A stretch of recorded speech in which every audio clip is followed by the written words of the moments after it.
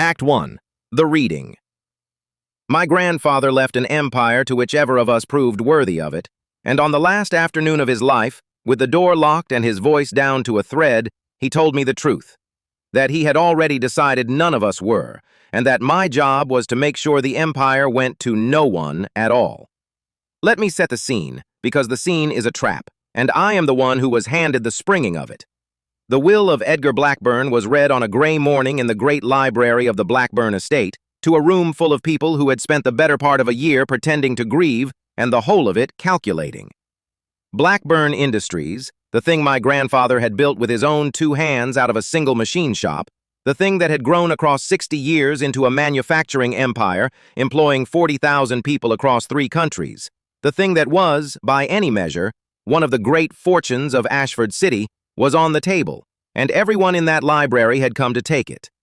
There was my Uncle Milo, the eldest son, who had spent his whole life being told he would inherit and had therefore never once had to become the kind of man who deserved to. There was my Aunt Sylvie, cold and precise, who had married for position and buried 2 husbands and regarded the empire the way a chess player regards a board. There was my cousin Corbin, Milo's son, a young shark in an expensive suit who had already, I happen to know, met twice with a firm that specialized in breaking up companies and selling them for parts. There were the lesser cousins, the hangers-on, the in-laws, arrayed around the library like crows on a wire, each one certain that worthiness, whatever the will meant by it, was a thing they possessed and the others lacked. And there was me, Frederick Hawthorne, Fred, the overlooked one, the afterthought, the grandson from the branch of the family no one talked about. My father had been Edgar's youngest son, the one who left, the one who married beneath the family and died young and poor, leaving a boy the Whitlocks took in the way you take in a stray you can't quite bring yourself to turn out. I grew up at the edges of this family, in the servants' end of the estate on the years they let me stay there.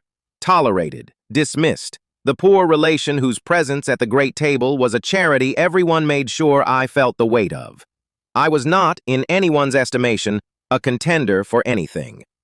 When I walked into that library, my Uncle Milo looked at me the way you look at a piece of furniture that has wandered into the wrong room, and my cousin Corbin smirked, and my Aunt Sylvie did not look at me at all, because to Sylvie, I had never quite achieved the status of a thing worth not looking at. The solicitor, a dry, precise old man named Fenwick, who had served my grandfather for 40 years, read the will, and the will did a strange thing, and the strangeness of it was the first move in a game none of them knew they were playing. It did not name an heir. Instead, it announced a competition. Blackburn Industries, the will declared, would not pass to any single named person, because Edgar Blackburn had come to believe in his last years that worthiness could not be assumed by blood or birth order, but must be proven. And so the inheritance would be decided by a series of trials, 12 of them, over the course of a year, each one a test set by Edgar himself and administered by an executor of his choosing. And at the end of the year, the executor would deliver a sealed verdict, prepared according to Edgar's private instructions, naming the heir who had proven most worthy of the empire. The family would compete, the executor would judge, and the empire would go to the one who deserved it. The library erupted, of course, the outrage of people who had expected a name and gotten a contest, the immediate frantic calculation of odds and advantages. And in the middle of the uproar, Fenwick read the last provision, the one that named the executor, the one that made the whole room go quiet, and then, in most cases, laugh. The executor, Edgar Blackburn, had chosen to administer the trials and deliver the verdict. The one grandchild he had entrusted with judging the worthiness of all the others was me, Frederick, the poor relation, the overlooked one, the stray. They laughed. I want you to understand that they laughed, because the laughter is the whole reason the trap could work. I have thought a great deal about the laughter in that library because it was the exact sound of the trap closing, and because it taught me something about power that I have never forgotten. That the powerful are most vulnerable at the precise moment they feel most secure, and that contempt is the specific blindness that makes them so. When Fenwick read my name as executor, the family laughed because they could not conceive of a world in which the poor relation mattered. And their inability to conceive of it was not stupidity, Milo and Sylvie and Corbin were not stupid people. They were, in their cold way, clever. It was something more specific and more useful to me than stupidity. It was the particular blindness that a lifetime of being served produces in the people who are served. The inability to see the servants as fully real, as capable of agency, as anything other than instruments. The family had spent their whole lives surrounded by people who existed, in their perception, only as functions: the driver who drove, the cook who cooked, the poor relation who could be tolerated or dismissed. And they had lost, somewhere in all that being served, the capacity to imagine that a person in a servant's position might have an interior, a judgment, a will of their own. And so when my grandfather placed the fate of the empire in the hands of a person they perceived as furniture, they could not take it seriously, because taking it seriously would have required them to first perceive the furniture as a person, and a lifetime of being served had trained that perception out of them. This is the great weakness of the powerful, and it is the great weapon of the overlooked, and my grandfather understood it perfectly, which is why he chose me. He knew that the family would not scheme against the judge, would not perform for the judge, would not guard themselves against the judge, because they could not perceive the judge as a threat, because they could not perceive the judge as fully real. And so they would compete carelessly, reveal themselves completely, conduct their gutting and defrauding and destroying directly in front of the man recording it. Because you do not guard yourself against furniture. You do not perform for a doorman. You do not scheme carefully in front of a person you have never once perceived as capable of judgment. The contempt that made them laugh at my appointment was the exact thing that made the appointment work. If my grandfather had chosen a respected outsider, a person the family perceived as real, they would have performed worthiness all year, guarded their true natures, competed carefully, and I might have learned nothing. Instead, he chose the one person they could not perceive as real, and their contempt for him became a blindness so total that they conducted their whole rotten campaign in the open, certain the furniture wasn't watching, never suspecting that the furniture had a lifetime of watching them, precisely because no one ever performs for the furniture. I learned that year that being underestimated is not a wound, but a weapon, if you know how to hold it. My whole life I had experienced the family's contempt as a diminishment, a thing that made me smaller, a lifelong insult. And my grandfather, in a single stroke, transformed it into the most powerful position in the family. Because the contempt that had always made me invisible now made me the one person who could see everything, the one judge no one guarded against, the one watcher no one performed for. The very quality that had made me nothing my whole life, my invisibility, my dismissibility, the family's inability to perceive me as real, was the exact quality that made me able to do the thing my grandfather needed done. He did not choose me despite my being overlooked. He chose me because of it. The overlooked one was the only possible judge, because the overlooked one was the only person the family would reveal themselves to. And I understood, sitting in that library while they laughed, that my grandfather had taken the great wound of my life and forged it, in his last act, into the great weapon of it, and that there is a specific and total freedom in discovering that the thing that made you nothing is the exact thing that lets you see everything, and that the laughter of the powerful is not, after all, the sound of your smallness, but the sound of their blindness, closing over the fact of you like water over a stone. Milo laughed the loud, dismissive laugh of a man who has just been told the referee is a nobody he can bully. Corbin laughed the sharp, contemptuous laugh of a shark who has just learned the judge is a minnow he can buy. Sylvie did not laugh, but she smiled a small, cold smile that was worse than laughter. The smile of a woman who has just identified the weakest point in a wall and is already planning where to push.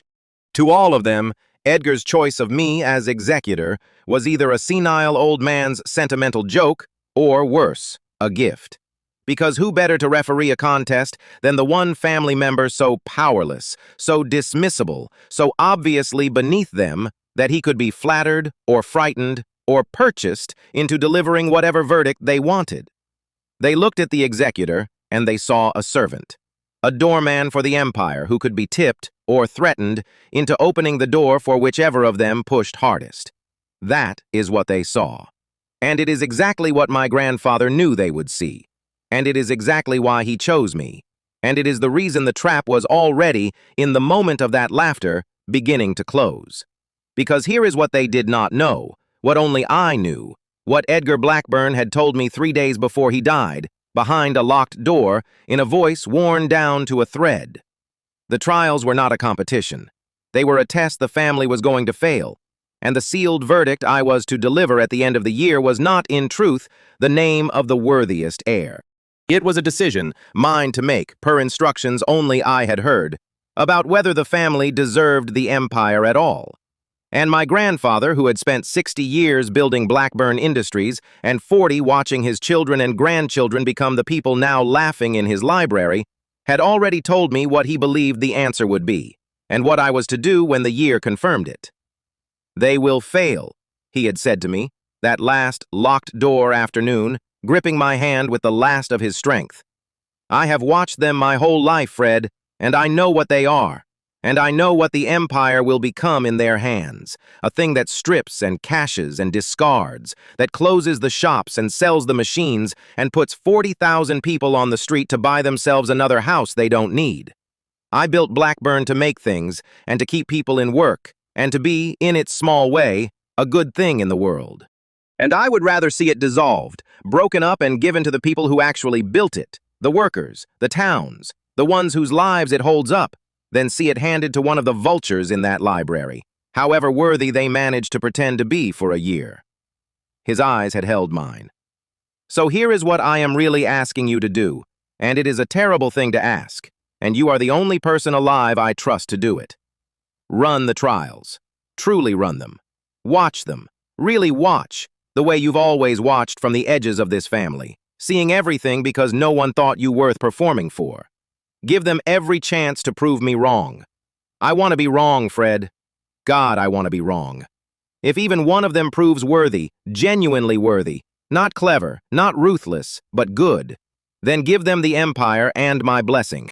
But if they are what I fear they are, if the year proves that not one of them can be trusted with 40,000 lives, then you are to trigger the dissolution clause Fenwick holds in sealed trust, and break Blackburn Industries into pieces, and give it away to the workers and the towns and the deserving, so that no vulture in that library ever gets to strip it. Make sure none of them get it, Fred. If they're rotten, and they're rotten, I've seen it, but give them the chance anyway. Make sure the empire goes to no one who would harm it. That is my last instruction and my last trust, and it falls on you, because you are the only Blackburn I have ever met who I believe would give an empire away rather than steal it." I had held my dying grandfather's hand, and I had understood the size of what he was handing me, and I had said yes. So I stood in that library while they laughed at the poor relation the old man had made his errand boy, and I let them laugh, and I did not correct them, because their contempt was my cover, and their laughter was the first evidence in a trial they did not know had already begun. They thought I was the doorman. I was the judge. They thought the year was a race they could win by being the most ruthless. It was a test they could only pass by being good, and every ruthless move they made to win it would be, unknowingly, a mark against them in a ledger only I could read. They thought worthiness was a prize to be seized. My grandfather and I both knew it was the one thing that vanishes the instant you reach for it. "Well, Fred," my Uncle Milo said when the laughter had died down, clapping me on the shoulder with the heavy false bonhomie of a man establishing dominance, "I suppose we'll be seeing a lot of each other this year. You'll want to be fair, of course, and you'll want to remember—" The grip on my shoulder tightened, just slightly, the threat inside the joke. "Which of us has always looked out for you, and which of us will be looking out for you long after this silly year is over? Blood remembers, Fred. You'd do well to remember it, too." I looked at my uncle, and I thought of 40,000 people whose livelihoods hung on whether men like him got to strip an empire for parts. And I thought of my grandfather's hand gripping mine, and I said, mildly, in the voice of the overlooked errand boy they all took me for, "Of course, Uncle Milo, I only want what grandfather wanted. I want the empire to go to whoever truly deserves it." Which was the truth, and which meant the opposite of what he heard, and which was the first sentence of a year in which I would tell nothing but the truth, and be understood by these people as saying nothing at all.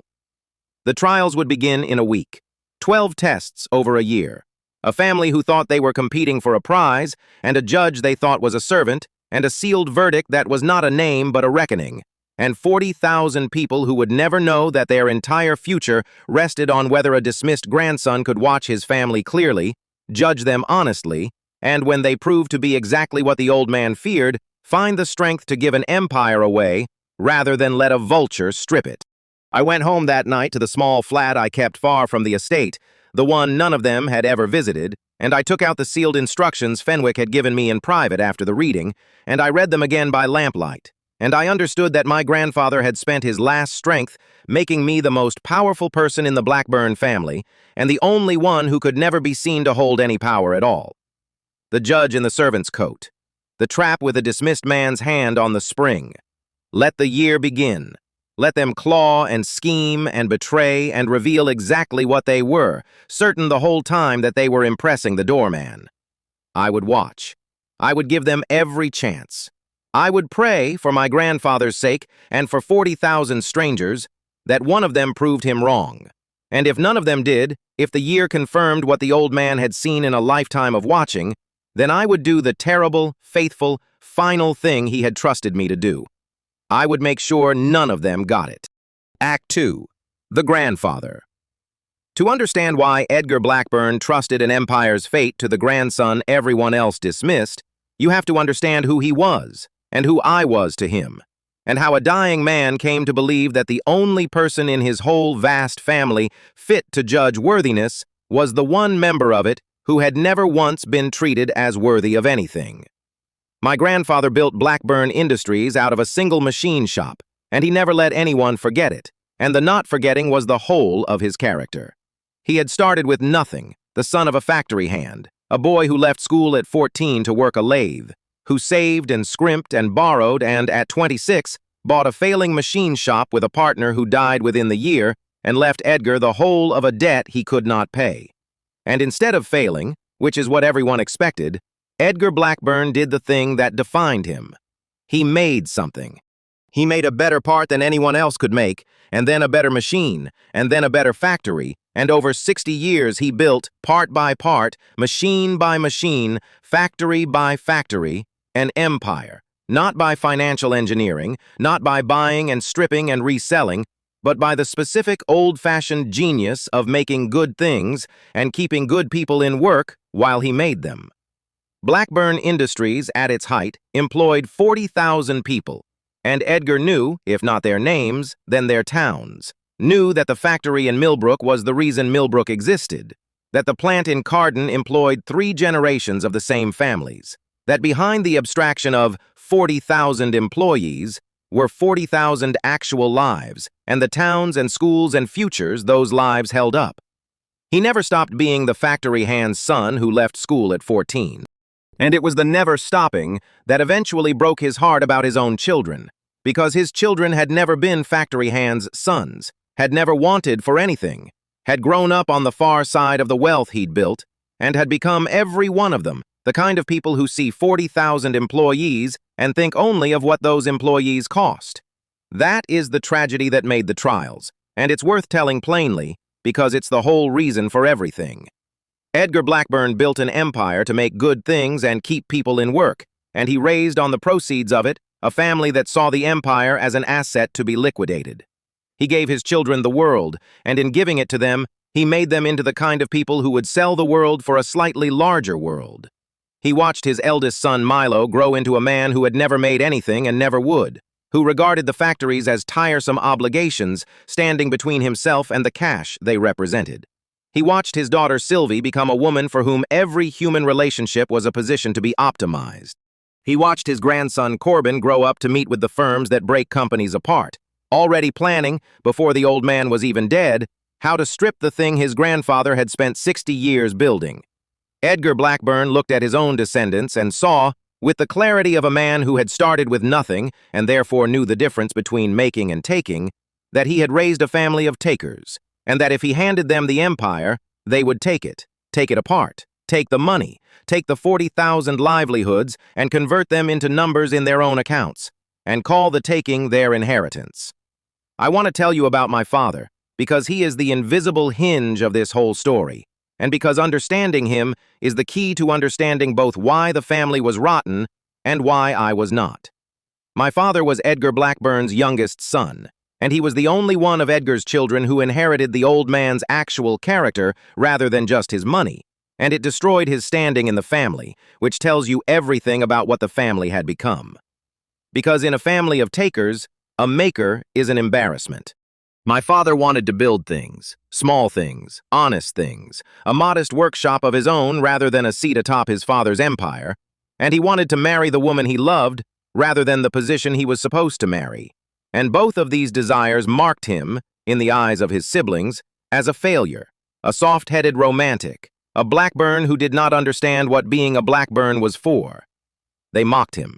They cut him off, slowly, the way families cut off the member who refuses to play the family game, not all at once, but in 1,000 small exclusions, until my father understood that the price of being himself was being cast out of the family, and he paid it.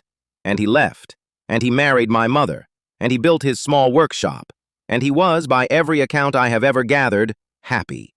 He died young. A small life, a happy one, cut short by an ordinary illness that a richer man might have survived. And there is a bitterness in that I have had to make my peace with. That my father chose a good small life over a hollow large one, and that the choice, honorable as it was, cost him the resources that might have saved his life, and left his son an orphan at the edge of a family that had cast his father out. The Whitlocks took me in after he died, the way you take in a stray you can't quite turn out, and they never let me forget that I was the son of the failure, the boy from the branch that left, the poor relation whose father had thrown away his birthright for love and a workshop. To them, my father's choice was proof of his foolishness, and I was the living evidence of it, the orphaned result of a Blackburn who didn't understand what the family was for. But my grandfather saw it differently, and this is the thing that connects everything. Because Edgar Blackburn, who had built the empire, understood, in a way his other children never could, that my father had been the only one of them who inherited the thing that actually mattered. Edgar had started with nothing and built everything, and he knew in his bones, knew from the factory floor, that the thing that had let him build it was not greed, but making. Not taking but the specific love of a good thing well made and the people who make it.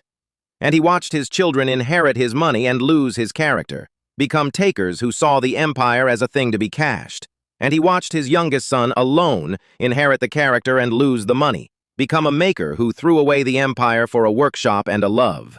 And Edgar understood, with a grief he carried to his grave, that my father had been the true heir all along, the only one of his children who was actually like him, and that the family had cast out the one child who deserved to inherit precisely because he was the only one who understood what the inheritance was really for. And so when I came to the estate, an orphaned boy, the son of the cast-out maker, my grandfather saw in me not the poor relation the rest of the family saw, but the grandchild of the true heir, the one who carried, through his lost father, the character that had skipped a generation of takers. He saw my father in me, and he did the thing he had failed to do for my father. He did not cast me out for being a maker. He found me, quietly, and took me to the factory floors, and passed on the thing his own children could not receive, because he had learned, too late for my father, that the making was the only inheritance that mattered, and he was determined that it would not die, that it would pass through the son of the cast-out maker to a grandson who could carry it. My whole bond with my grandfather, all those afternoons on the factory floors, was Edgar Blackburn making amends to the son he had failed to protect, by protecting and teaching that son's son. He could not save my father. He could save what my father had been made of, by finding it in me and keeping it alive. And the mandate, the whole terrible year, the judgment, the dissolution, was, at the deepest level, Edgar's final act of faith in the character his youngest son had died for. The belief that the making mattered more than the taking, that a good small life was worth more than a hollow large one, that the empire should go to the people who made it, and that the only person who could be trusted to see this through was the grandson of the one child who had understood it all along, and been cast out for it, and died for it, and been, my grandfather finally understood at the end, the truest Blackburn of them all. And in the middle of that family of takers, there was me. I want to be honest about why Edgar and I were close because it wasn't a grand thing, and the smallness of it is the point. My father, Edgar's youngest son, the one who left, had been the only one of Edgar's children who inherited the old man's actual character, the making rather than the taking, and it had cost him everything. Because a Blackburn who wants to make things and marry for love rather than take things and marry for position is a Blackburn who gets cut off. And my father was, and he died young and poor and happy, having chosen a small good life over a large hollow one. And I was the son of that choice. So when I came to the Blackburn estate as an orphaned boy, tolerated at the edges, I came already carrying, in my blood and my upbringing, the one thing the rest of the family had lost, the factory hand's son's instinct that you are measured by what you make and how you treat the people who make it with you. And Edgar saw it. Of course he saw it. He'd spent his life seeing it, and its absence in his other descendants had been breaking his heart for decades. He saw, in the dismissed poor relation that the rest of the family treated as furniture, the one Blackburn who had turned out like him, and like the son he'd lost. And he did the thing that shaped my whole life. He spent time with me. Not grandly. He never favored me openly. Open favor would have marked me as a rival and gotten me destroyed by the others, and Edgar understood his own family too well to expose me to it. But quietly, over the years, on the afternoons when the rest of the family was off doing whatever takers do, Edgar Blackburn would find the overlooked grandson, and he would take me to the factories. That was our thing. Not the estate, not the wealth, not the galas, the factories. He would take me to Millbrook and Carden and the machine shops, and he would introduce me to the men and women who made the things, the machinists and the foremen and the floor workers, and he would teach me, hour by hour, year by year, the thing he could not teach his own children because they would not go with him to learn it. That the empire was not the money, the empire was the making, and the making was the people, and a man who forgot the people had already lost the empire even if he still held the money. I learned Blackburn Industries not from its balance sheets but from its factory floors, at the side of the old man who built it, among the people who ran it. And I learned it the way you can only learn a thing from someone who loves it, as a living body of human work rather than an abstraction of wealth. And I understood, growing up, that Edgar was doing something with those afternoons that was more than kindness to a lonely boy. He was passing something on. He was giving the one thing that mattered to him, the understanding of what the empire actually was, to the one descendant capable of receiving it, because he had looked at his own children and grandchildren and understood, with a grief he never spoke aloud, that they could not receive it, that the making was already dead in them, and that if he did not give it to someone, it would die with him. He gave it to me, the poor relation, the stray. Not because he planned then to make me anything, I don't think he'd conceived the trials yet in those years, but because a man who has built something out of love cannot bear for the understanding of it to die, and I was the only vessel left that could hold it. The last conversation, the locked door afternoon, the mandate, I've told you the shape of, but I want to give you the heart of it, because it's the thing I carried through the whole terrible year, and it's the thing that made me able to do what I did. I'm not asking you to punish them, Edgar said near the end, when the voice was almost gone. I want you to understand that, Fred, because it's the thing you'll be tempted to forget. This isn't revenge on my family. I love them. God help me, I love them. They're my children and my grandchildren, and I made them what they are, the good and the terrible both. And if they've become takers, it's because I gave them so much they never learned to make. So this is not punishment. This is protection. Not of them, of the 40,000. Of Millbrook and Carden and the machinists and the foremen and the 3 generations of the same families. Someone has to protect them from what my own blood will do to them if it gets the chance. And I have spent my life failing to raise children who would protect them. And so at the very end, I am reaching past my children to the one grandchild who understands what protection means. And I am asking him to stand between the people who built this empire and the family who would strip it. His hand had tightened on mine. You'll be tempted, when you see how rotten they are, to hate them, to want to see them ruined. Don't. Judge them clearly but without hatred, because a judge who hates cannot see clearly, and I need you to see clearly. Clearly enough to notice if even one of them has a spark of the making left, because if one of them does, I want them to have it. I want to be wrong. I want my family to be better than I fear. Give them every honest chance. hope for them. And only when hope is genuinely exhausted, only when the year has truly proven that not one of them can be trusted, only then do the hard thing, and do it not in anger, but in protection, for the 40,000, the way I would if I had the strength, which I don't, which is why it falls to you. He had looked at me, 60 years of building in his failing eyes. You are the worthy one, Fred. I've known it since you were a boy on the factory floor, asking the machinists their names. But I can't leave you the empire because the moment I name you heir, the others destroy you. And because, and this is the deepest thing, the thing you must understand, because the empire should not go to the one who's worthy. It should go to the ones who built it. That's the final lesson, the one my children never learned. Worthiness is not a claim to the prize. Worthiness is the willingness to give the prize to the people who earned it. You are worthy precisely because you will give it away. That's why it's you. Now go and judge my family and protect my people. And when it's done, give it all back to the ones who made it. And know that of everything I built in 60 years, the thing I'm proudest of is that I found, at the very end, one Blackburn who would rather give an empire away than steal it. Go, Fred, and thank you. And I'm sorry. It's a terrible thing to hand a good man, but there was no one else, and it had to be someone good. And you were the only good one left. He died 3 days later, and I went into the year carrying those words like a stone and a lamp at once, the weight of them and the light of them.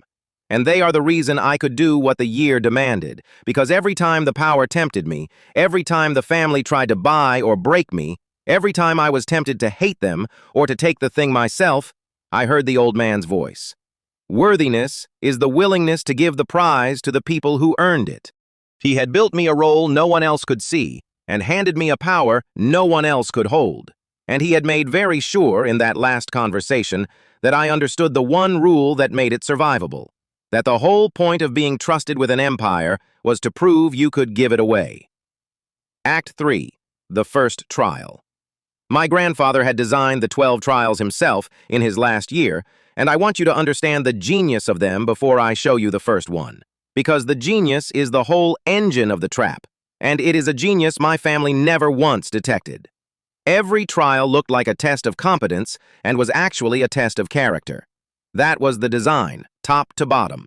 On the surface, each trial asked the heirs to accomplish something, to improve a division, to close a deal, to solve a crisis, and it presented them with a clear metric of success, a number to hit, a target to beat. And the family, being takers, being people who understood the world entirely in terms of winning and metrics, competed to hit the numbers, to beat the targets, to win the trials, certain that hitting the numbers was the point. But the numbers were never the point. The trials were built so that the fastest, most efficient, most winning way to hit each number was always the way that revealed the deepest rot. So that a person competing to win would, in the very act of winning, expose exactly the character flaw that made them unworthy, while a person of genuine character would take the slower, harder, less winning path that protected the people and the making, and would therefore appear, by the surface metrics, to be losing. My grandfather had built a game in which the winners condemned themselves and the worthy looked like they were failing, and he had made me the only judge who knew which was which. The family thought they were being scored on their results.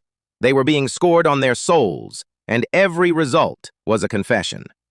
The first trial was announced a week after the reading, and it was this. Each heir would be given temporary stewardship of one underperforming Blackburn division for 2 months, with a single instruction: improve its performance. The one whose division improved most, by the numbers, would win the trial. Simple, clean, a test of business acumen, or so it appeared.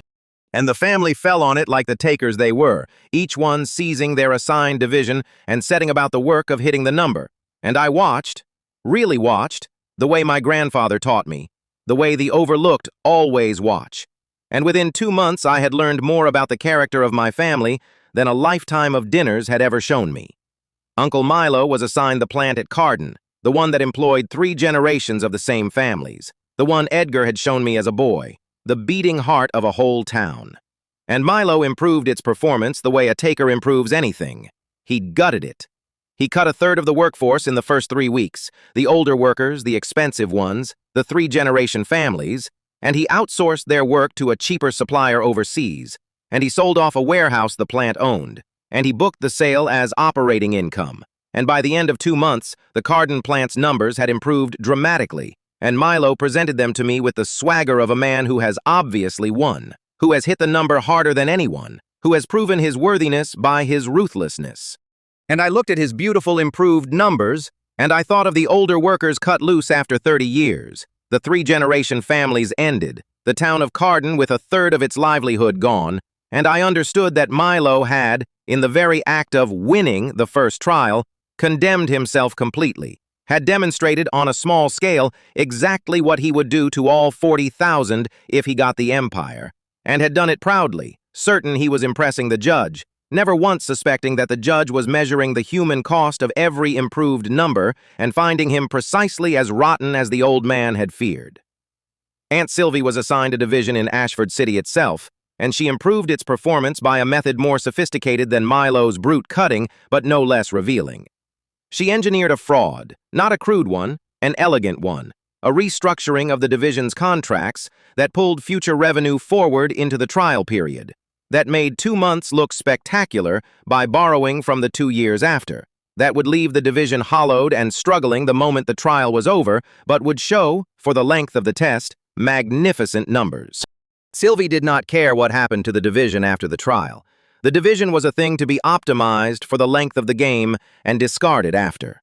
And she presented her numbers to me with cold confidence, and I looked at them, and I saw the fraud instantly, because my grandfather had taught me to read a factory floor and a balance sheet both, and I understood that Sylvie had shown me exactly what she was, a person who would strip the future of anything to win the present, who would hollow out a living thing and call the hollowing a triumph, who saw 40,000 livelihoods as a metric to be gamed rather than a trust to be kept. Cousin Corbin was the worst, and the most instructive, because Corbin did not even pretend the trial was about the division. Corbin was assigned a struggling factory in Millbrook, and Corbin spent the 2 months not improving it, but preparing it for sale, quietly bringing in the company-breaking firm he'd already been meeting with, having them appraise the factory for parts, lining up buyers, so that the moment he won the empire, he could liquidate not just Millbrook, but everything.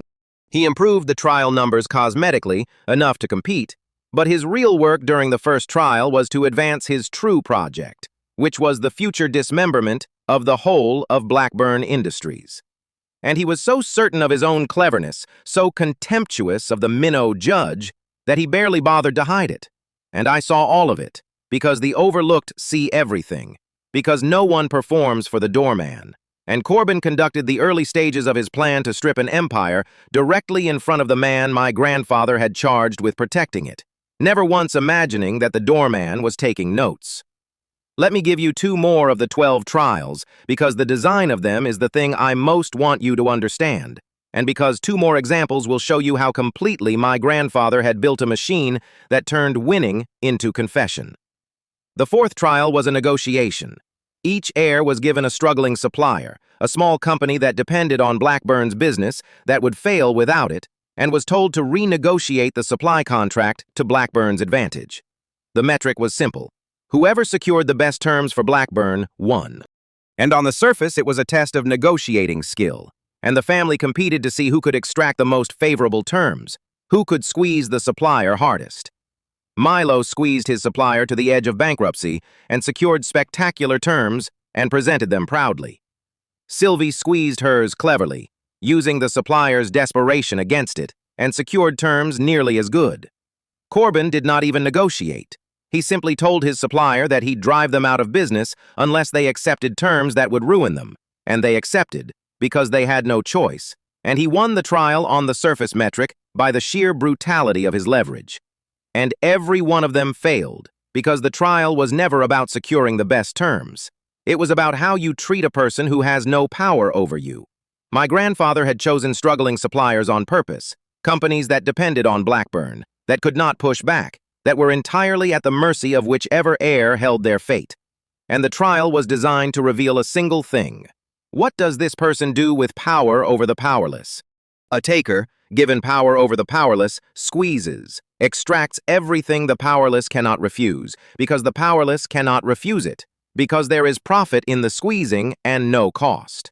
And the family squeezed, every one of them, because squeezing was the winning move on the surface metric, never understanding that the surface metric was the trap, that the trial was measuring not their skill at extraction, but their character in the presence of the defenseless, and that every favorable term they extracted from a company that could not refuse was a mark against them in the ledger, a demonstration that given power over the powerless, they would use it to take everything, which is the exact thing that made them unfit to hold power over 40,000 people who, in the end, would be just as powerless against them. Ilara, in the fourth trial, did not squeeze. Ilara looked at her struggling supplier and understood that a supplier driven to bankruptcy is no supplier at all, that a relationship built on extraction is a relationship that fails, and that the truly advantageous long-term terms were the ones that kept the supplier healthy enough to keep supplying. She negotiated terms that were genuinely fair, better for Blackburn than the old terms, but sustainable for the supplier, terms that strengthened both companies rather than strangling one. And on the surface metric, her terms looked worse than Milo's spectacular squeeze, because they left the supplier some room to breathe, and so she lost the fourth trial. And she passed it completely, because she had shown the one thing the trial was built to reveal, that given power over the powerless, she used it fairly, built rather than extracted, saw the powerless as partners rather than prey. The fourth trial, like all of them, measured character in the guise of measuring skill, and rewarded, in its true reckoning, exactly the behavior it appeared to punish. The seventh trial was the cruelest and the most revealing, and it involved a lie. Each heir was given a piece of confidential information, a genuine Blackburn secret, something that, if revealed, would harm the company but could, if used, advantage the heir in the trial. And they were told nothing about what to do with it. They were simply given it and observed. It was a test of integrity in the presence of temptation and the absence of oversight, the purest test of character there is, because character, as my grandfather liked to say, is what you do when no one is watching and you could get away with anything. And the family, given a secret they could exploit and no explicit rule against exploiting it, exploited it, every one of them, in various ways. Because a taker given a secret and no oversight will always use the secret, because using it is advantageous, and the only thing restraining a taker is oversight, and there was none. They leaked, they traded, they used the confidential information to gain edges, and each use was a confession, because the trial was measuring exactly this. What do you do with a secret when no one would ever know you'd betrayed it? And the answer for the takers was, betray it, because betrayal is profitable and undetectable, and profit undetected is the taker's whole philosophy. Ilara kept the secret. Given confidential information she could have exploited with no one the wiser, Ilara simply kept faith with it, protected it, treated the secret as a trust rather than an opportunity. Because a person of genuine integrity does not need oversight to be honest, because integrity is precisely honesty in the absence of oversight. And Ilara had it. She gained no edge from the seventh trial, appeared to do nothing at all with her secret, and by the surface metric she was invisible, a non-participant, a loser.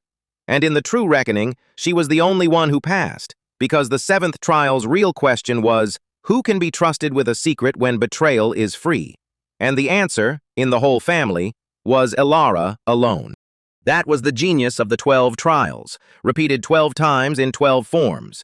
Each one a test of character, wearing the mask of a test of skill. Each one built so that the winning behavior was the damning behavior, and the worthy behavior looked like losing. Each one a machine for turning a year of competition into a year of confession. Administered by a judge the family could not perceive as real. Recording verdicts they were writing in their own hands, certain the whole time that they were winning a prize, never once suspecting that every victory was a signature on their own disinheritance. That was 3 of them, and all 3 had, in the first trial, condemned themselves, proven, in the small laboratory of a single division, exactly the rot my grandfather had spent a lifetime observing. The ledger only I could read filled in those 2 months with 3 clear verdicts. Milo, who guts, Sylvie, who defrauds, Corbin, who dismembers. 3 vultures, revealing their nature the instant they were given something to feed on, certain the feeding was winning, never suspecting it was confession. But there was a fourth, and the fourth is the reason the year was a tragedy and not just a foregone conclusion, and the reason I could keep faith with my grandfather's instruction to hope. My cousin Ilara was assigned a small failing division in a town called Aldous Bridge, and Ilara did something none of the others did. She went there. She actually went to Aldous Bridge and spent time on the factory floor and talked to the workers and learned what was actually wrong, which turned out to be not the workers, who were skilled and willing, but a piece of failing equipment and a manager who had lost heart, and a supply problem that had been strangling the division for a year while the family ignored it. And Ilara fixed the actual problems. She replaced the failing equipment out of the division's own budget, at a short-term cost to the numbers. She replaced the defeated manager with a foreman the workers respected. She solved the supply problem by the unglamorous work of actually understanding it. And at the end of 2 months, the Aldous Bridge division's numbers had improved, not dramatically, not the way Milo's gutted plant or Sylvie's defrauded books had improved, but genuinely, sustainably, in the slow, real way that a thing improves when someone actually makes it better rather than gaming it. By the surface metrics, Ilara had underperformed Milo and Sylvie. She had, in the language of the trial, come close to losing. And she had, in the language my grandfather had actually built the trial to measure, been the only one of them to pass. The only one who had improved a thing by making it better rather than by taking from it. The only one who had seen the workers as people rather than costs. The only one who had done, in miniature, exactly what the Empire needed its steward to do. I sat with Ilara's results for a long time, and I felt, for the first time since the locked door afternoon, the thing my grandfather had told me to hold on to: hope. Because Ilara was a Blackburn, and Ilara had gone to the factory floor, and Ilara had made a thing better instead of stripping it. And if Ilara was real, if the spark I was seeing was genuine and not a performance, then the terrible dissolution my grandfather feared might not be necessary. There might be one worthy heir after all. The old man might be wrong. I might not have to give the Empire away. I might be able to hand it to a Blackburn who would keep faith with the 40,000 and keep the family whole, and let the Empire go on making good things and keeping people in work, exactly as Edgar had built it to. I did not trust the hope yet. My grandfather had warned me, give them every chance, but do not be fooled. A taker can perform worthiness for a while, and 2 months is not a year, and one good trial is not a proven character. Ilara might be the real thing, or Ilara might be the cleverest taker of all, the one smart enough to understand that in a contest judged by an old idealist's chosen executor, the winning move might be to appear worthy. I did not know yet, but I let myself hope, carefully, the way my grandfather had asked me to, because he had wanted to be wrong, and I wanted to be wrong for him. And Ilara was, as the first trial ended, the one thread of a chance that the year might end in a family redeemed rather than an empire given away. And then, on the last day of the first trial, my Uncle Milo came to my office, the small office they'd grudgingly given the executor, far from the real seats of power, and he closed the door, and he sat down across from me with the heavy confidence of a man who has decided it's time to stop pretending the doorman matters and start reminding him who's really in charge, and he made me the first offer of the year. It would not be the last. Act 4. The Judge's Burden. Milo's offer was crude because Milo was crude, and I have come to be grateful for its crudeness, because it taught me early the shape of the thing I would spend the year resisting, and it let me build my defenses before the subtler offers came.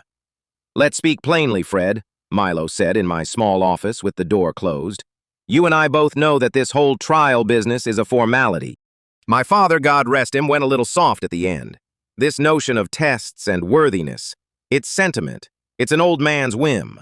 But the will is the will, and it says the executor delivers the verdict, and you're the executor, which means, when you strip away all the theater, that you decide who gets the empire. You. The verdict is yours to write." He leaned forward.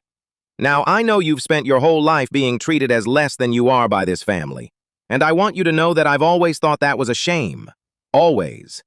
So let me make you an offer, one man to another. When this year is done, and you write the name in that sealed verdict, you write mine. And in exchange, you will never want for anything again as long as you live. A position in the company, a real one, a director's chair, a title, a fortune. A place in this family, at the top of it, not the bottom. Everything you were denied, handed to you, permanently. All you have to do is write one name. My name. The name it was always going to be anyway, because I'm the eldest, because it's my birthright, because that's how these things go. He sat back. And Fred, I'd think carefully, because the offer works the other way too. If you write the wrong name, if you cross this family, if you use this little bit of power my father foolishly gave you to spite the people who took you in, you'll find that a man with no money and no name and no protectors has a very hard road, and that blood, which you have so little claim to, remembers who was loyal and who was not. So, the easy way and you're rich and family forever, or the hard way and you're nothing, with nothing, forever. Write my name, Fred. It's the only sensible thing to do, and you've always struck me as a sensible boy. There it was, the whole of it. The bribe and the threat, the carrot and the stick, delivered by a man so certain of the doorman's smallness that he did not even bother to be subtle. And I want to tell you honestly what I felt, sitting across from Milo's offer, because the honesty is the only thing that makes my refusal mean anything. I felt the pull. I would be lying if I said I didn't, because Milo was offering me the exact thing I had spent my whole life without: a place, a fortune, a belonging, an end to being the overlooked poor relation. He was offering to convert me in a single stroke from the stray at the edge of the family into a director at the top of it. And there was a version of me, a real version, the version shaped by 30 years of being treated as nothing, that wanted it, that heard the offer and felt the old hunger to finally be given a seat at the table. The temptation was not abstract. It was the specific ache of a person who has been excluded his whole life being offered inclusion at the price of a single signature. And here is what let me refuse it. And it's the thing my grandfather gave me in the locked room. And it's the whole reason he chose me. I did not want the seat at that table because I had learned, on the factory floors of my childhood, what that table was made of. Milo was offering me a place among the takers. He was offering to make me one of them, a director in an empire they intended to strip, a beneficiary of the very rot my grandfather had charged me to protect the 40,000 from. The seat at the top of the Blackburn family was not a prize. It was a place in the machine that would grind Carden and Millbrook and Aldous Bridge into cash. And a man who has spent his childhood learning the names of the machinists cannot take a seat at the table of the people who would fire them, no matter how hungry he is for a table. Because the hunger for belonging, real as it is not as strong as the memory of the foreman at Carden teaching a lonely boy to true a lathe. I did not refuse Milo out of superior virtue. I refused him because my grandfather had spent my childhood making sure that when this exact offer came, I would love the 40,000 more than I loved my own inclusion. And I did. And that love was the wall Milo's offer broke against. "That's a generous offer, Uncle Milo," I said, in the mild voice of the overlooked errand boy, because my cover was still my armor, and I would not spend it a moment before I had to. "I'll certainly keep it in mind. I only want to be fair to everyone, and to honor grandfather's wishes." He was very clear about what he wanted. He wanted the empire in strong hands, Milo said, standing, satisfied, hearing agreement where there was none, the way the powerful always hear agreement in a lesser man's mildness. "Mine are the strongest. Write my name, Fred. Be sensible." And he left, certain he had bought me, and I sat in my small office and understood that the year was going to be two contests at once: the family's public contest for the empire, which I was secretly judging, and the family's private contest for me, which was a test of the judge that my grandfather had built into the design as surely as he'd built the trials, because a judge who can be bought is no judge. And Edgar Blackburn had known that handing an incorruptible power to a poor man was the same as handing him a year-long temptation, and that the deepest test of the whole year was not whether the family was worthy of the empire, but whether the executor was worthy of the trust. There is a specific loneliness in holding a secret power, and I want to describe it, because it was the hardest part of the year, harder than the danger, and because no one who has not held such a thing understands the weight of it. For a year, I was the most powerful person in the Blackburn family, and I could tell no one, and I had to appear at all times to be the least powerful. That is a strange and corrosive thing to live inside. Every day I walked among people who dismissed me, and I let them dismiss me, because the dismissal was my armor, and I could not defend myself, could not correct them, could not for one moment let slip that the doorman held the fate of the empire, because the instant they understood, the whole design collapsed. So I absorbed their contempt daily, knowing I could end it with a word, and choosing not to, because the word would ruin everything. Do you understand how heavy that is? To be treated as nothing by people whose entire future you hold in your hands, and to have to perform being nothing day after day, so that the power you hold can do its work. The powerful at least get to be seen as powerful. The secret powerful get all the weight of power and none of the standing, must carry the burden of consequence while performing the posture of insignificance, and it is the loneliest position I have ever occupied. And the loneliness was not only the performance. It was that I could share the truth with no one, not with the family, obviously, but not with anyone, because a secret this large has no safe confidant, because anyone I told became a danger, to me and to the mandate. Fenwick knew, but Fenwick was a lawyer, bound by duty, not a friend. Our relationship was professional, careful, and though I trusted him completely, I could not unburden myself to him. Ilara eventually knew, and Ilara became the one person I could speak to honestly, and her arrival in that role late in the year was like water in a desert. But for most of the year, I carried the whole thing alone, the mandate and the danger and the daily performance of insignificance, with no one to tell, no one to share the weight, no one to remind me that I was not, in fact, the nothing I was performing. I went home each night to my small flat, and I sat with the sealed instructions and the ledger and the enormous secret, alone. And I understood why my grandfather had said it was a terrible thing to hand a man. It was terrible not because of the danger, though the danger was real, but because of the isolation. Because to hold a power you cannot reveal is to be, for the duration of holding it, profoundly and necessarily alone. What sustained me in the loneliness was the same thing that sustained me in the danger. The factory floors of my childhood and the 40,000 and my grandfather's voice. Because the loneliness of holding the secret was real, but it was not as real as the town's. When the isolation grew unbearable, when the performance of insignificance ground me down, when the temptation to just tell someone, to just be seen, to just stop pretending to be nothing became almost overwhelming, I thought of Carden and Millbrook and Aldous Bridge and the three-generation families and the machinists whose names my grandfather had taught me, and I understood that my loneliness, however heavy, was a small price against their livelihoods, and that a man who has weighed his own isolation against 40,000 futures and chosen the futures can carry a great deal of isolation, because the isolation is his and the futures are theirs, and 40,000 outweighs one every time. I was lonely for a year. 40,000 people kept their livelihoods for a lifetime. That is a trade I would make again without hesitation, and it is the trade my grandfather asked me to make, and it is the trade that the takers, who could never weigh their own comfort against a stranger's future, would never in 1,000 years have understood, which is, in the end, exactly why the empire could not go to them, and exactly why it had to go, through a lonely year and an overlooked man, to the people who deserved it. That was the burden, and I felt its full weight in the weeks after Milo's offer, because Milo's offer was only the first, and the others came, each one shaped to a different weakness, because my family were takers, but they were not stupid, and a family of takers is very good at finding the price of a man. Sylvie's offer came next, and it was subtler than Milo's, aimed not at my hunger for belonging, but at my loneliness. Sylvie did not offer me money. Sylvie offered me herself, her attention, her respect, the intoxicating experience of being taken seriously by a person who took almost no one seriously. She began to seek me out, to consult me, to speak to me as an equal, an intelligent man whose judgment she valued.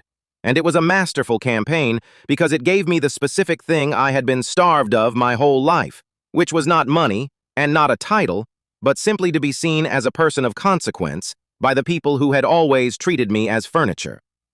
Sylvie made me feel important, and she did it so skillfully that I almost didn't notice it was a bribe, because it didn't feel like a purchase, it felt like a friendship, and the most dangerous offers are always the ones that don't feel like offers. I nearly fell for Sylvie, not because I wanted her money, but because I wanted so badly to be the person she was pretending to think I was. And what saved me was, again, my grandfather, because I remembered him telling me on a factory floor that the most dangerous person in any deal is the one who flatters you, because flattery is the bribe you don't notice yourself accepting, and a man who needs to be told he's important will sell anything to keep hearing it.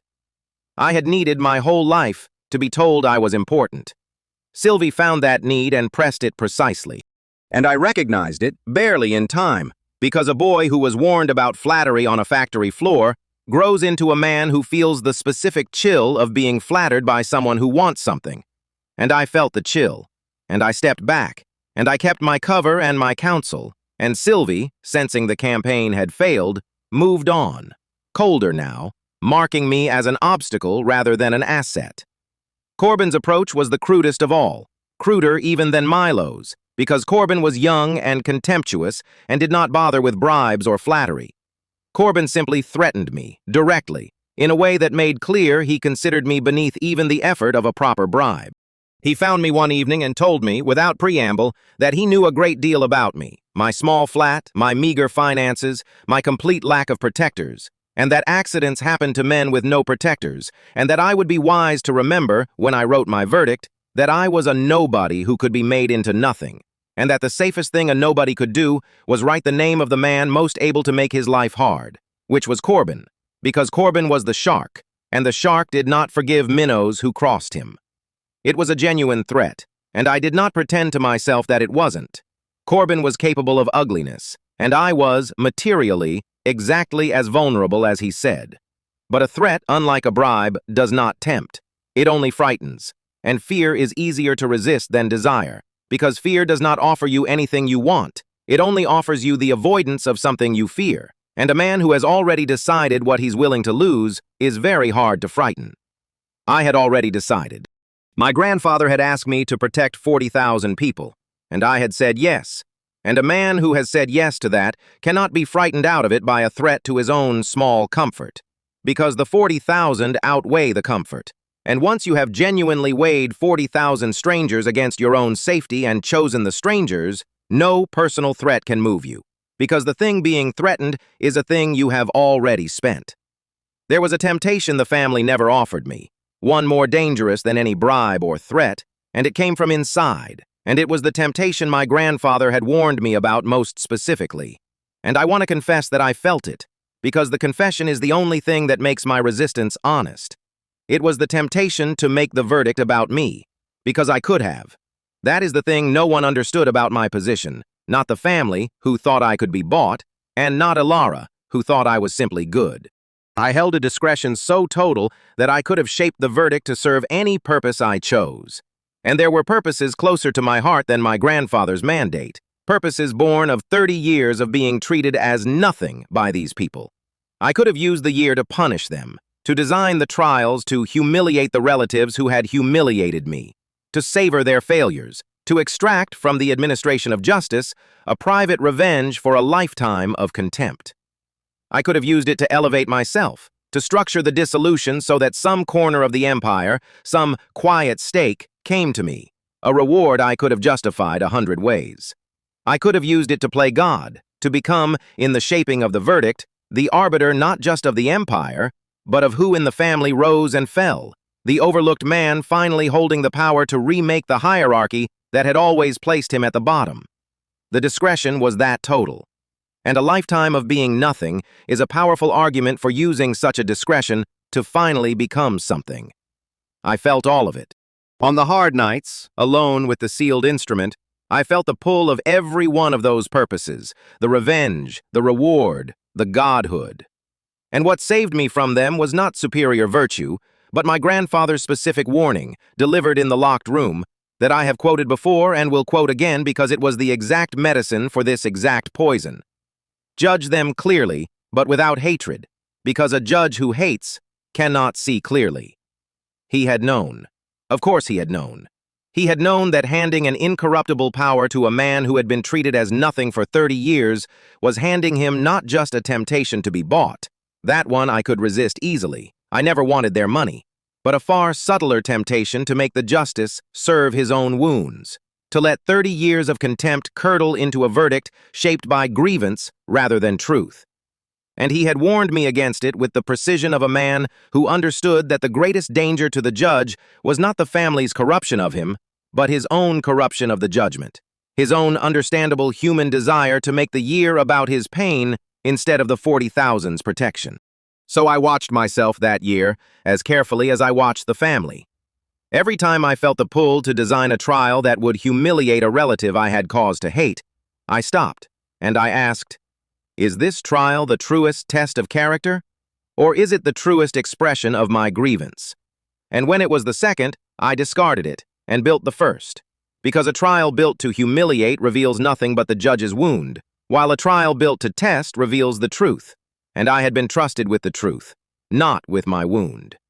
Every time I felt the pull to shape the dissolution to reward myself, I remembered that worthiness is the willingness to give the prize away, and that a judge who keeps a corner has failed the deepest test, and I kept no corner.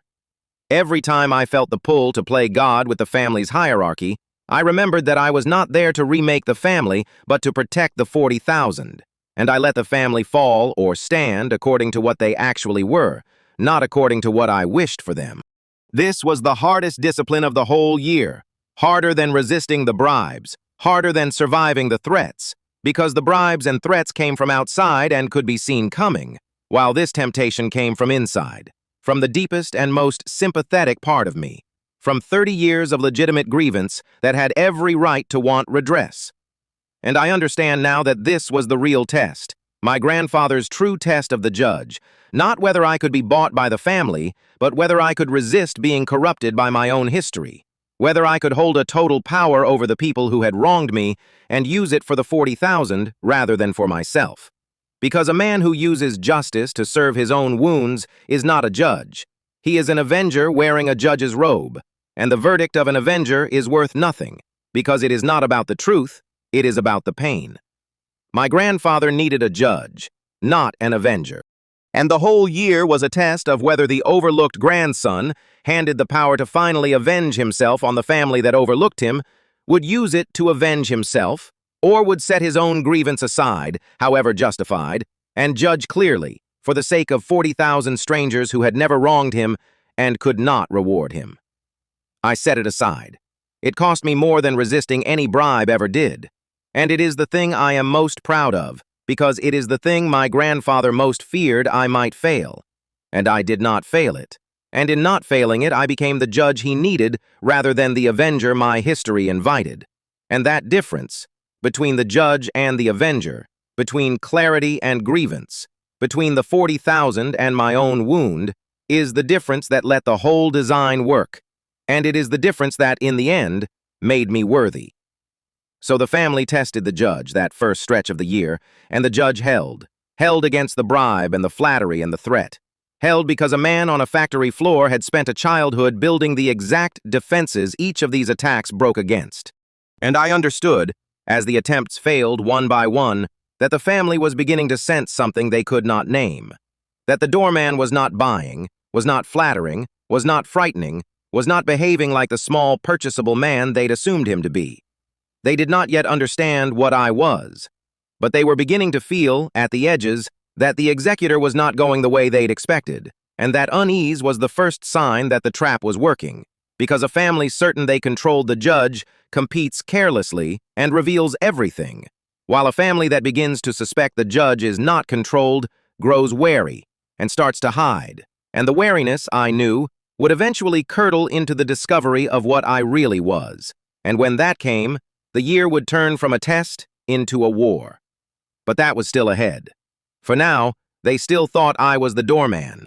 And I let them think it, and I watched, and I judged, and I hoped, carefully, the way my grandfather asked, that somewhere in this family of takers, in the one cousin who'd gone to the factory floor, there was a spark worth all this vigilance, a Blackburn who might yet prove the old man wrong and let me hand the empire to family rather than give it away.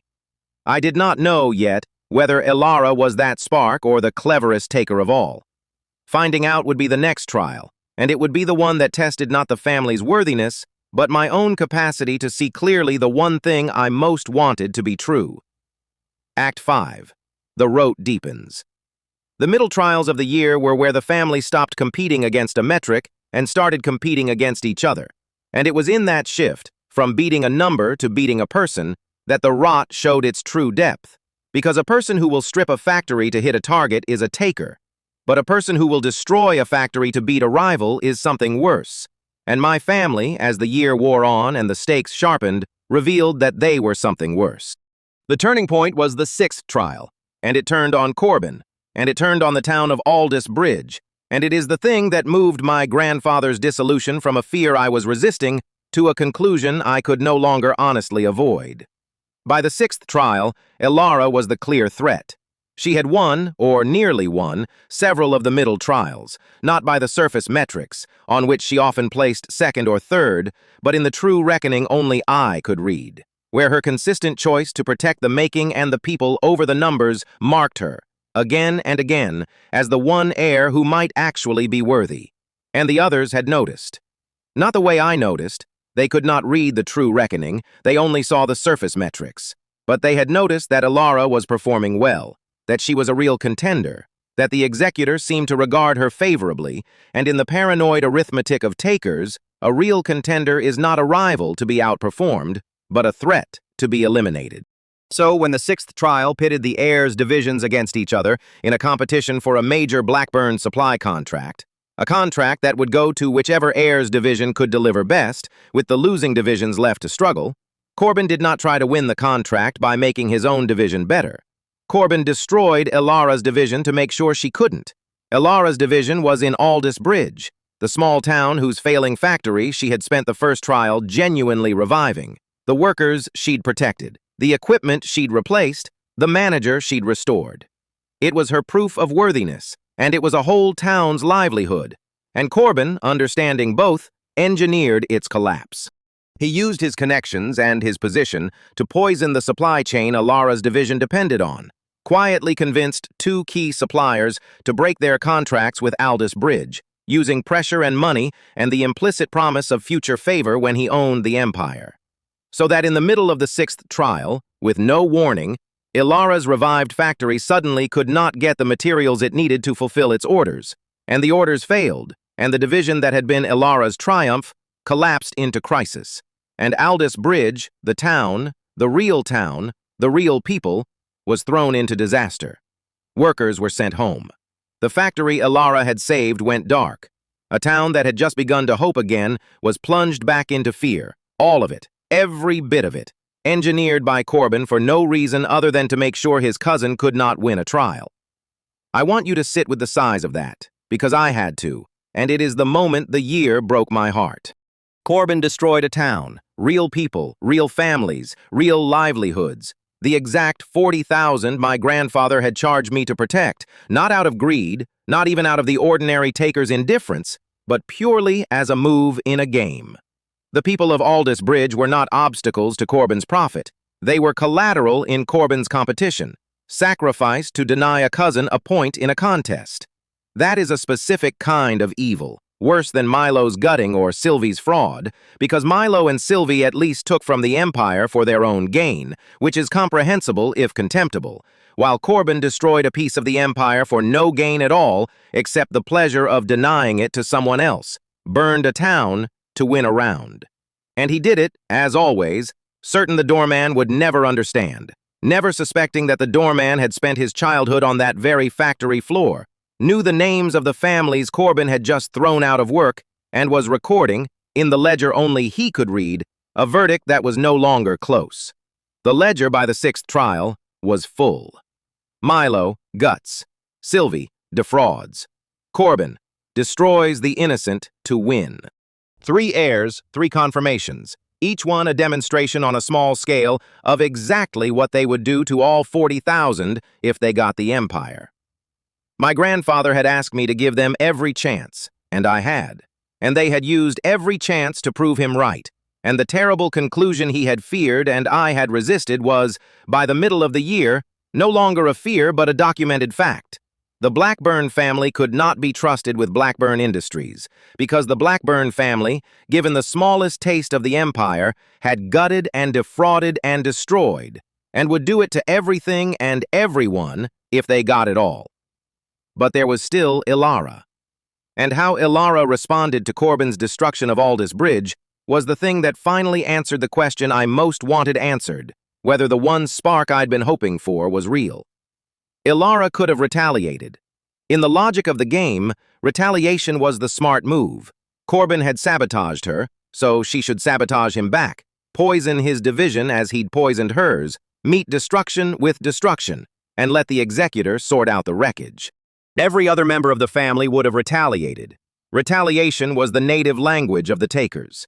And I watched, when Aldous Bridge collapsed, to see whether Ilara would speak that language, whether her worthiness was real, or whether it had only lasted as long as she was winning cleanly, whether the spark would survive being attacked. Ilara did not retaliate. Ilara did something that placed her, finally and completely, outside the family of takers and into the small company of the worthy. She abandoned the trial to save the town. She understood immediately that fighting Corbin for the contract was pointless now that her division was in crisis, that the game was lost, that in the surface metrics she would take a devastating defeat in the sixth trial and probably fall out of contention entirely. And she did not care. She poured her whole self and a great deal of her own money, her personal money, not the division's, into saving the workers of Aldous Bridge, into keeping the factory alive through the crisis Corbin had engineered, into protecting the real people from the consequences of a game she was willing to lose to protect them. She chose the town over the trial. She chose the 40,000 over the empire. She chose, when attacked, not to win, but to protect, which is the exact choice my grandfather had built the entire year to detect, the choice that separates the worthy from the takers, the choice that no amount of cleverness can fake because it costs too much to fake, because you cannot perform at genuine personal expense over months in a game you're willing to lose, the specific self-sacrificing protection of strangers that only a truly good person actually feels. I went to Aldous Bridge myself after Corbin destroyed it, because I had to see with my own eyes the thing that turned my grandfather's fear into my certainty, and because I owed the town that much, to look at what the game had cost, and to carry the looking into the verdict. I did not go as the executor. I went as the boy my grandfather had brought there years before, back when the factory was struggling the first time, and Edgar had taken me to walk the floor and learn the names. Some of those names were still there, older now, grayer, and freshly frightened, because Corbin's sabotage had thrown them out of work in the middle of a life they'd thought was finally stable. I sat with them. I listened. And what I heard was not abstract, was not a metric, was not a line in a trial's results. It was a man named Callum, a foreman I'd met as a boy, telling me that he'd worked that factory for 31 years, that his father had worked it, that his daughter had just started there, and that he did not understand what had happened, that the factory had been doing well, better than it had in years, thanks to that nice Blackburn woman who'd come and fixed the equipment and listened to them, and then overnight the suppliers had vanished, and the orders had died, and the whole thing had collapsed, and no one would tell him why, and he had 3 generations of a family depending on that floor, and he did not know if it would ever start again. I knew why. That was the unbearable part. I sat across from Callum, who had worked that floor for 31 years, and I knew exactly why his life had just been thrown into crisis. Because my cousin Corbin had decided that denying Ilara a point in a game was worth destroying the town of Aldous Bridge, and had poisoned the suppliers to do it, purely as a move, purely to win a round of a contest that Callum did not know was being played over his head with his livelihood as a game piece. I knew the whole of it, and I could not tell Callum because the design required my silence. And so I sat with a man whose life had been casually destroyed as a move in a game, and I listened to his fear, and I carried it, and I understood, with a finality that nothing could shake after that afternoon, that a family that would do this, that would throw a 31-year foreman and his father's memory and his daughter's future into crisis to win a point in a contest, could never, under any circumstances, be trusted with 40,000 Hollises. The abstract case for dissolution became, in that room, a specific face, and the specific face made it certain. And it was in Aldous Bridge, too, that I understood the full measure of Elara. Because Elara was there. She had moved into the crisis, was living it, was spending her own money and her own days trying to keep Callum and the others afloat through the disaster her cousin had engineered against her. I watched her work, not perform, work. The unglamorous, exhausting work of trying to save a town's livelihood. And I watched the way Callum and the others looked at her, which was the way working people look at someone who has actually shown up for them, which is a look you cannot fake and cannot buy and cannot inherit. And I understood that Elara had passed, in Aldous Bridge, a test far deeper than any of the 12 trials, because she had been attacked, had lost the trial, had every incentive to cut her losses and abandon a town that could no longer help her win, and she had instead poured herself into saving it, at cost to herself, with no audience she knew of, because it was the right thing, and she was the kind of person who does the right thing when no one is watching. That is worthiness. Not the winning of trials, but the showing up for a foreman named Callum when showing up costs you the game. I had come to Aldous Bridge to confirm the family's rottenness, and I confirmed it, in Corbin's wreckage. But I also confirmed, in Elara's presence in that wreckage, the one spark that let me keep faith with my grandfather's instruction to hope, and the two confirmations, side by side in a single ruined town. The vulture's destruction and the worthy one's repair were the whole story in miniature, the whole verdict written small. That the family would destroy the people, and that only the one who would give the empire away could be trusted to protect them. I sat in my small office and I read Elara's choice, and I wept. The first time I had wept since my grandfather died, because it meant he might be wrong. It meant there was one. It meant that in a family of takers, in the wreckage of a year that had confirmed every fear the old man carried to his grave, there was one Blackburn who, attacked and losing, had chosen to protect the people rather than win the prize, and that if she was real, and the cost of her choice made it almost impossible that she wasn't, then I might not have to give the empire away. I might be able to hand it to Elara. The old man might be spared his darkest conclusion. The family might be redeemed by one of its own, the empire kept whole and good, the 40,000 protected not by disillusion, but by a worthy steward, and I might get to end the year not by breaking my grandfather's life's work into pieces, but by placing it, whole, into the one pair of hands that had proven fit to hold it. I let myself believe it that night. After months of careful, disciplined, instructed hope, I let myself fully believe that Elara was the spark, that the year might have an heir after all, that the disillusion might not be necessary. It was the happiest I had been since the locked door afternoon. And it was exactly then, at the height of my hope, that the family finally discovered what I really was, and the discovery turned the whole year, in a single week, from a test I was quietly winning into a war I might not survive, and put Elara and the Empire and the 40,000 and my own life into a danger I had not seen coming, because I had been so busy hoping that I had forgotten the first rule my grandfather taught me on the factory floor, that the most dangerous moment is always the one right after you let yourself believe you've won. Act 6. They discover the judge. They discovered what I was the way the powerful always discover an inconvenient truth, not through insight, but through the failure of their assumptions, which is a slower and surer road, because insight can be wrong, but a failed assumption is a fact that keeps refusing to go away until you finally look at it. Their assumption had been that the doorman could be bought. And when Milo's bribe failed, and Sylvie's flattery failed, and Corbin's threat failed, when the year wore on and the executor remained inexplicably unpurchasable, unbribable, unfrightenable, behaving not like a small man to be tipped, but like a man who could not be reached at all, the family was forced, one by one and then together, to confront the fact that did not go away, that the poor relation they'd assumed they controlled was not controlled, and that a judge who cannot be controlled is a judge whose verdict you cannot predict, and that a verdict you cannot predict, in a contest whose prize is an empire, is the most dangerous thing in the world.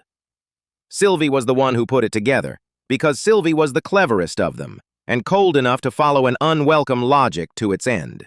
She had spent months studying me, first to flatter me, and then, when the flattery failed, to understand me, and she arrived, sometime in the 9th month, at the conclusion the others had been avoiding, that my grandfather had not chosen a small, purchasable man to be a rubber stamp, that he had chosen deliberately a man who could not be bought, the one member of the family with the specific incorruptibility that would let him deliver an honest verdict, and that this meant the verdict was going to be honest, which meant it was going to be based on what the trials actually revealed, which meant, and here Sylvie's cold logic arrived at the thing that turned the whole family against me, that they were all going to lose.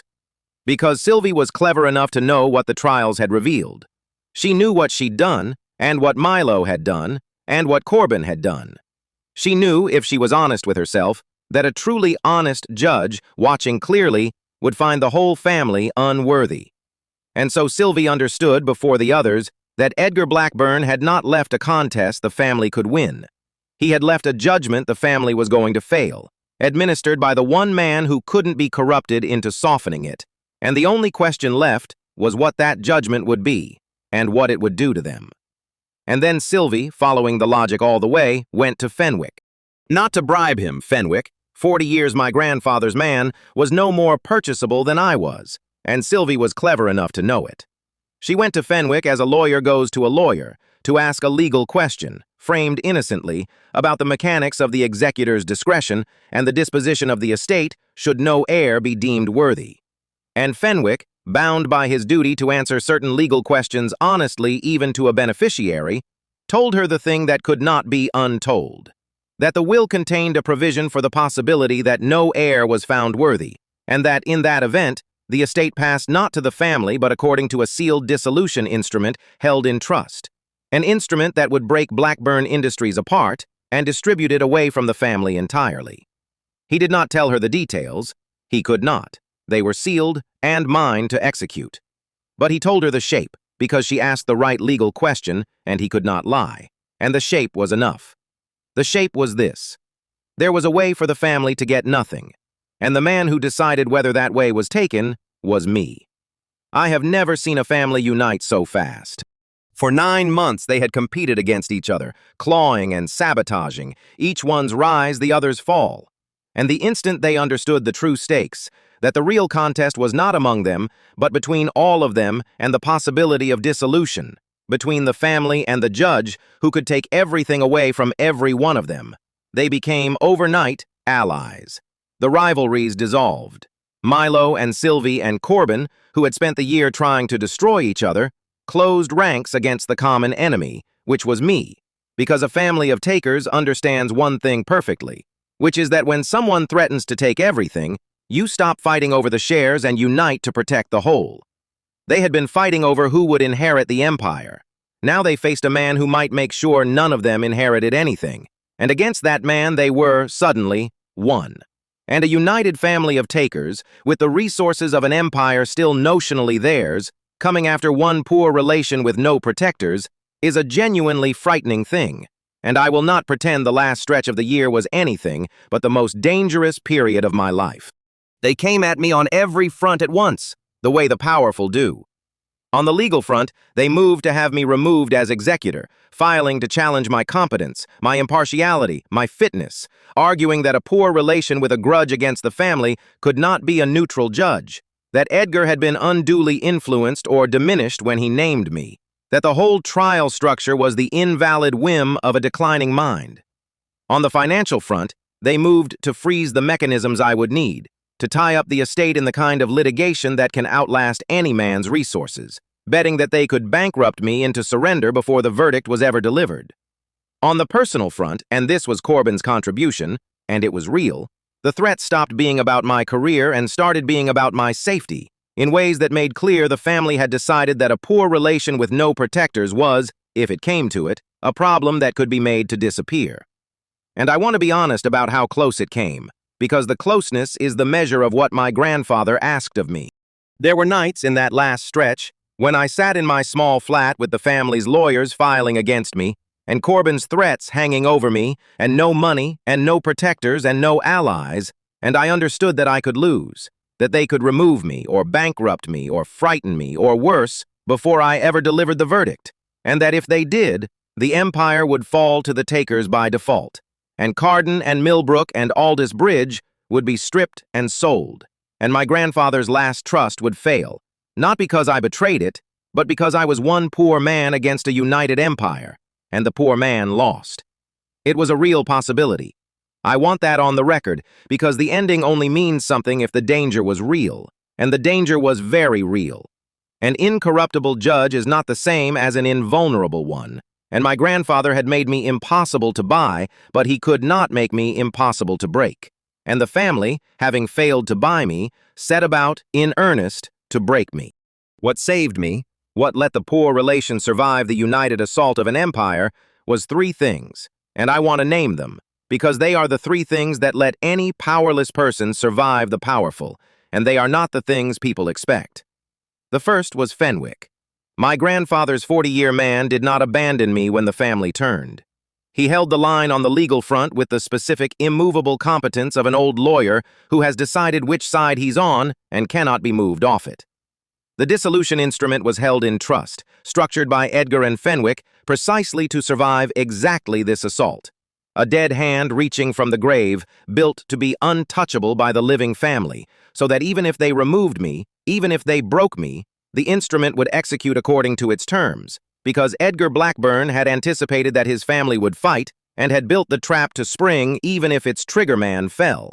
Fenwick held it, and holding it, he made the family's whole assault on me partly beside the point, because the trap was no longer entirely dependent on me surviving. It was dependent on the truth being established, and the truth was in the ledger, and the ledger, Fenwick made sure, was safe. The second was Ilara, because when the family united against me, they expected all of them to unite, and Ilara did not.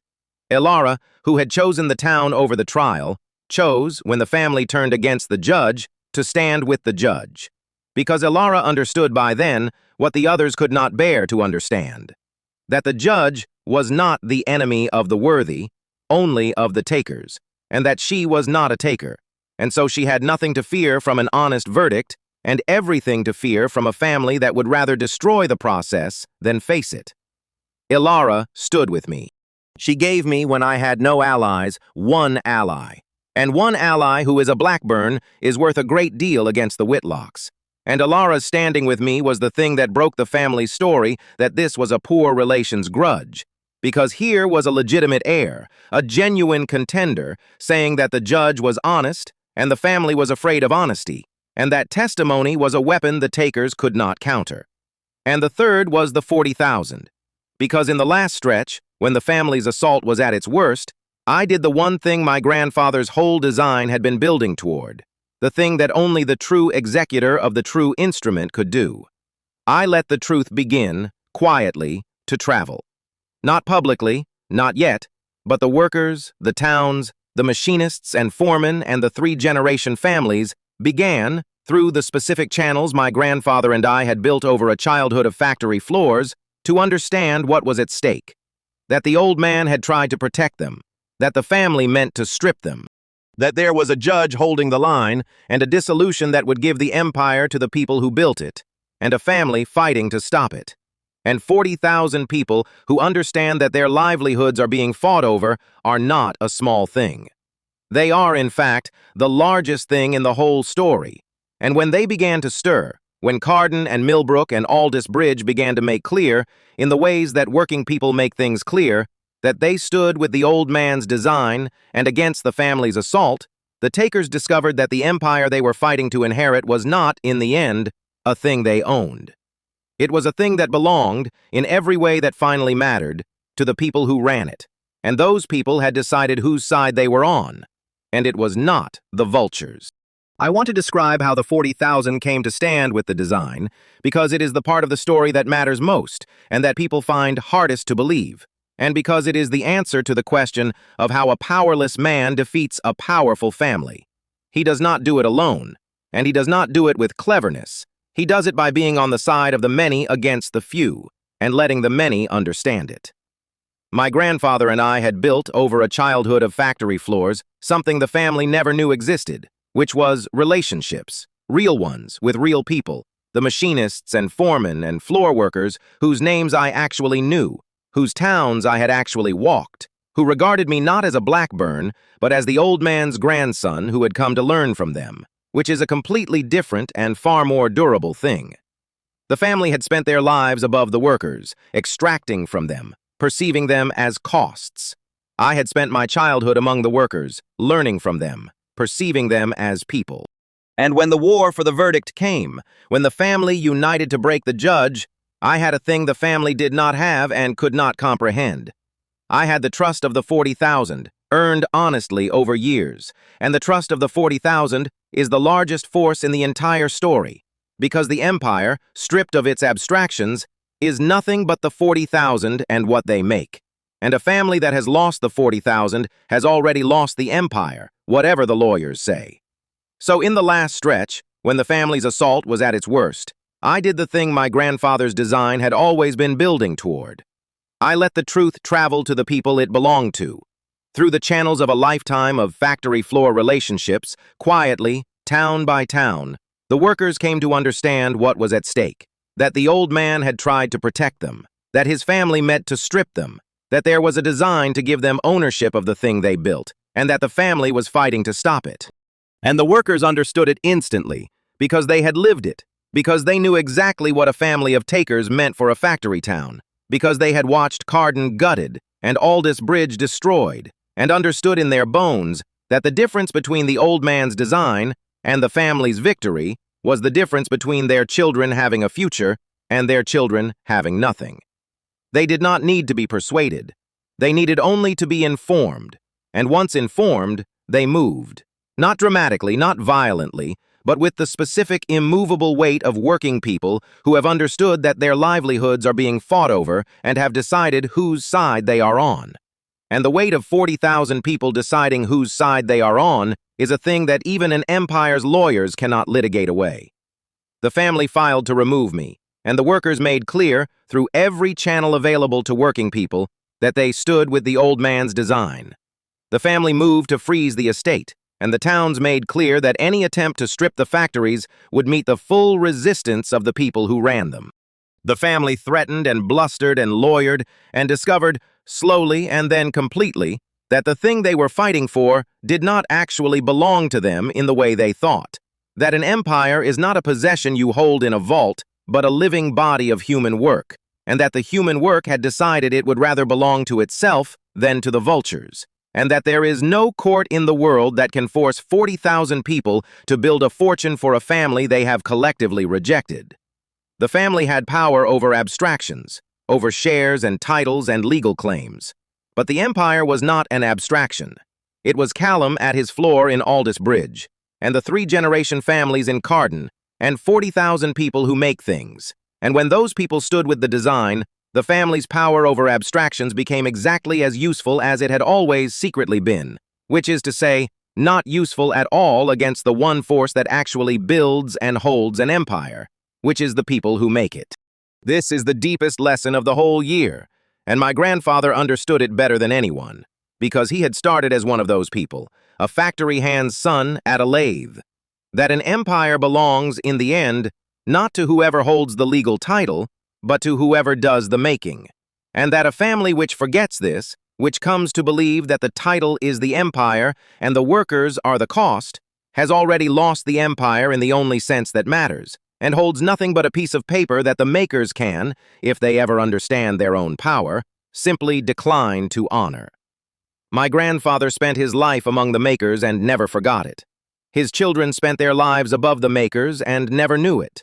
And when the reckoning came, the makers remembered whose side the old man had been on and stood with his design, and the family discovered, too late, that the empire they'd been clawing over had never been theirs to claw over, that it had always belonged to the 40,000, and that the old man's last act had simply been to make official the thing that had always been secretly true. The war for the verdict raged through the last 2 months of the year, and it was closer than I have made it sound, and there were moments I thought I would lose.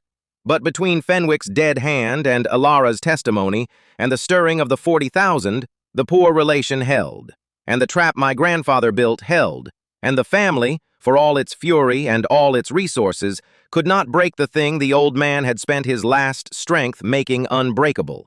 A judgment already earned, held in trust, backed by the very people the empire was built to serve. And so the year came, at last, to its final trial, and its final reckoning, and the delivery of the sealed verdict, which was not, the family still did not fully understand, a name. It was a sentence, and I was about to read it to them. Act 7. The One Spark. Before I delivered the verdict, I had to be sure, and being sure required a conversation with Alara that was, in its own quiet way, the most important test of the entire year. More important than any of the 12 trials, because it tested the one thing the trials could not, and because it tested it not in the family, but in the single member of it I had allowed myself to hope was worthy. I need to explain the test, because it is the heart of everything my grandfather understood, and everything my family failed to understand. And it is the imba of this whole story, the thing that makes it different from every other tale of inheritance and worthiness. My grandfather's mandate had two branches. If the family proved rotten, dissolve the empire and give it to the builders. But if even one heir proved worthy, genuinely worthy, give them the empire and his blessing. And Alara had proven worthy. By every measure the trials could offer. By her choice of the town over the trial, by her standing with the judge against her own family, Alara had shown herself to be the one Blackburn who was not a taker, the spark I had hoped for, the heir who could keep faith with the 40,000. The mandate was clear. I could give Alara the empire. My grandfather would have blessed it. The family would be defeated, the takers would get nothing, and the empire would pass, whole, to a worthy Blackburn who would steward it well. It was the happy ending. It was the ending I had hoped for through the whole terrible year. And it was fully within my power to deliver. But my grandfather had taught me one more thing, on the factory floors of my childhood, that made me hesitate at the very edge of the happy ending, the deepest thing he ever taught me, the thing his own children never learned, the thing that is the true test of worthiness and cannot be measured by any trial. Worthiness is not the fitness to hold the prize. Worthiness is the willingness to give it away.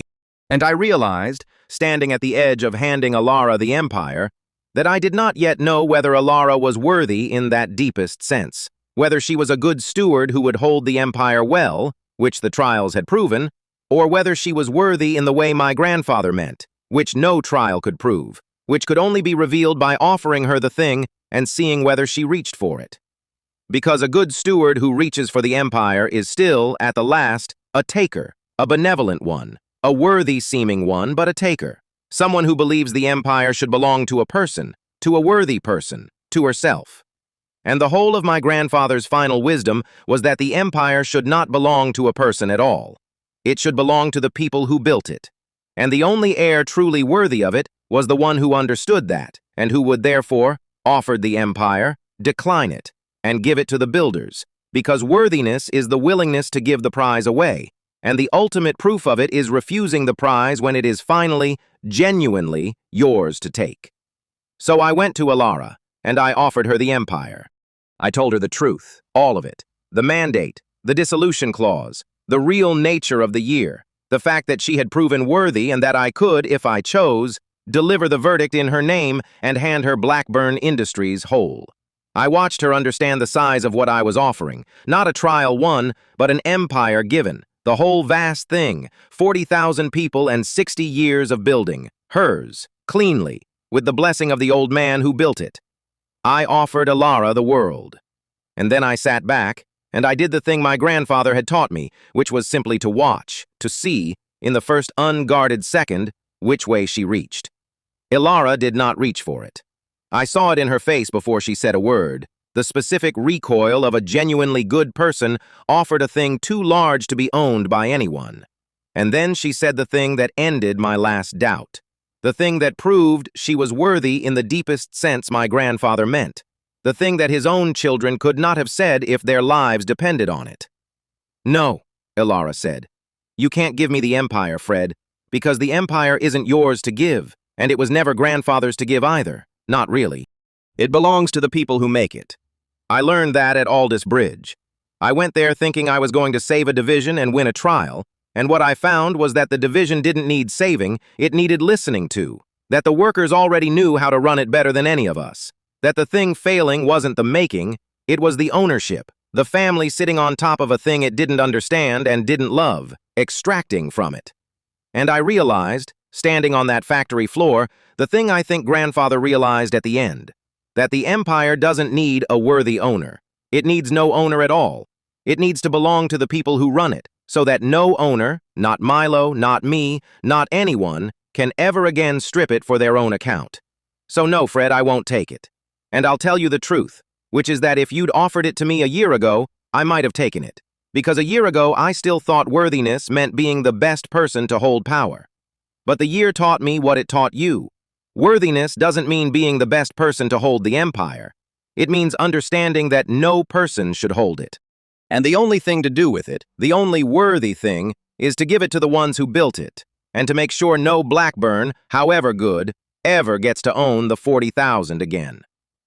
She looked at me, and there were tears in her eyes, and they were the tears of a person who has just given away a fortune and feels only relief. Give it to them, Fred. The workers, the towns, the ones who make it. That's what Grandfather really wanted, isn't it? Not to find a worthy heir. To find someone worthy enough to understand that there shouldn't be an heir at all. Well, there are two of us now, so let's do it. Let's give it away. I have thought a great deal about that moment because it is the moment the whole year resolved, and because it revealed the true genius of what my grandfather had built, which was subtler than I had understood even carrying his instructions. Because I had thought the mandate was a fork. If worthy, give it to them. If rotten, give it away. But Alara showed me that the fork was false, that the two branches were the same branch, that the truly worthy heir and the dissolution were not alternatives but the same outcome, because the only heir worthy of the empire was the one who would refuse it and give it to the builders, which meant that worthiness, properly understood, always led to the same place as rottenness, the empire given away, to no Blackburn at all. The rotten would be prevented from taking it. The worthy would refuse to take it. And either way, the only right destination for the empire was the hands that built it, because that was the truth my grandfather had spent 60 years learning and his children had spent their lives refusing. That a thing built by the many should not be owned by the one, and that the highest worthiness a person can achieve is not to be the one who deserves the empire, but to be the one who gives it back to the many. So the verdict was not, after all, a choice between the worthy Alara and the dissolution. It was Alara and I, the two worthy ones, choosing together the same thing my grandfather had chosen, and his rotten children had made necessary, and his worthy heirs had made joyful. To break the empire out of the hands of ownership entirely, and place it, at last, in the hands of the 40,000 who had built it, so that never again would a family of takers sit on top of a thing they did not love and strip it for their own account. And there was one more layer, the deepest one, the one that made me finally understand why my grandfather had chosen me and not Alara to be the executor, why he had trusted the whole thing to the poor relation rather than the worthy cousin. Because Alara had needed the year to learn the lesson. She'd admitted it. A year ago, she might have taken it. But I had known it going in. My grandfather had chosen me not because I was the only good one, though I was good, but because I was the only one who had understood, before the year even began, that I would give the empire away. The only Blackburn who understood the world on the first day would have refused it. Because a boy raised on factory floors among the people who made things had never once believed the making belonged to the owner. Alara arrived at the truth through the year. I had lived it my whole life, and that was why the old man trusted me with the trap and not the prize. Because the executor of a mandate to give an empire away must be a man who has never wanted to own one. And I had never wanted to own one. And Alara had learned not to. And between us, the born and the made, the two who would rather give than take, we held the whole meaning of worthiness that my grandfather had died trying to protect from a family that had never understood it at all. Alara and I talked for a long time. That night I offered her the empire and she refused it.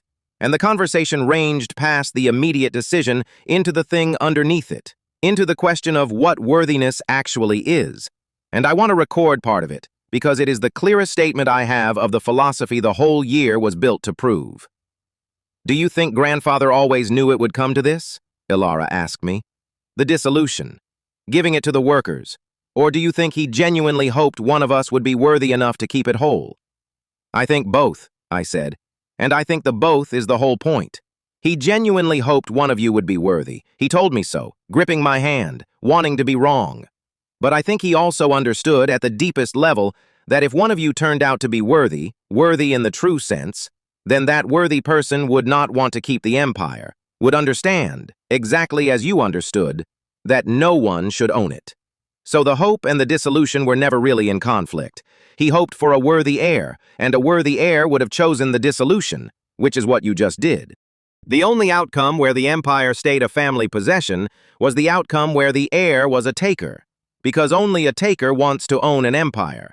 Only a taker sees ownership as a prize rather than a poison. So worthiness, properly understood, always leads to giving it away. Which means grandfather's two branches, worthy heir or dissolution, were always the same branch. The worthy heir is the one who chooses dissolution. There was never any other kind of worthy. Ilara was quiet, absorbing it. "That's a strange kind of worthiness," she said. "Most people think worthiness means deserving the prize.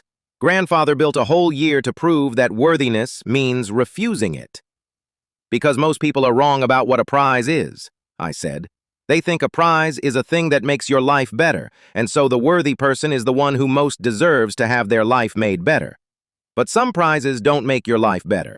Some prizes make you worse. Power over others is exactly that kind of prize, a thing that corrupts whoever holds it, that turns even good people into takers if they hold it long enough. And for that kind of prize, the whole logic reverses.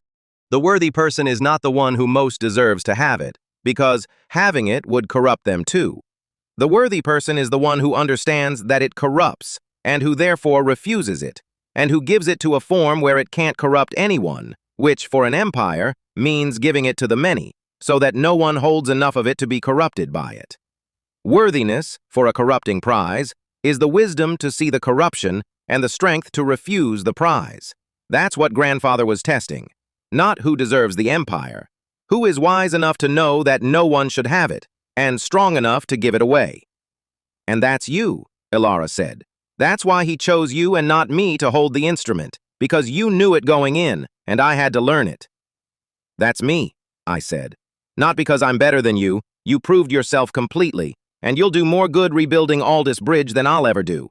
But because I was raised by a cast-out maker and taught on factory floors by an old man who'd learned the lesson the hard way, and so I never once, not even as a boy, believed the empire belonged to whoever held the title. I always knew it belonged to the makers. It was in my blood, through my father, and in my hands, through the machinists who taught me. So when the power came to me, there was never any temptation to keep it, because I never believed it was mine to keep, because I never believed it was anyone's to keep. You had to arrive at that truth across a hard year. I started my life on the far side of it.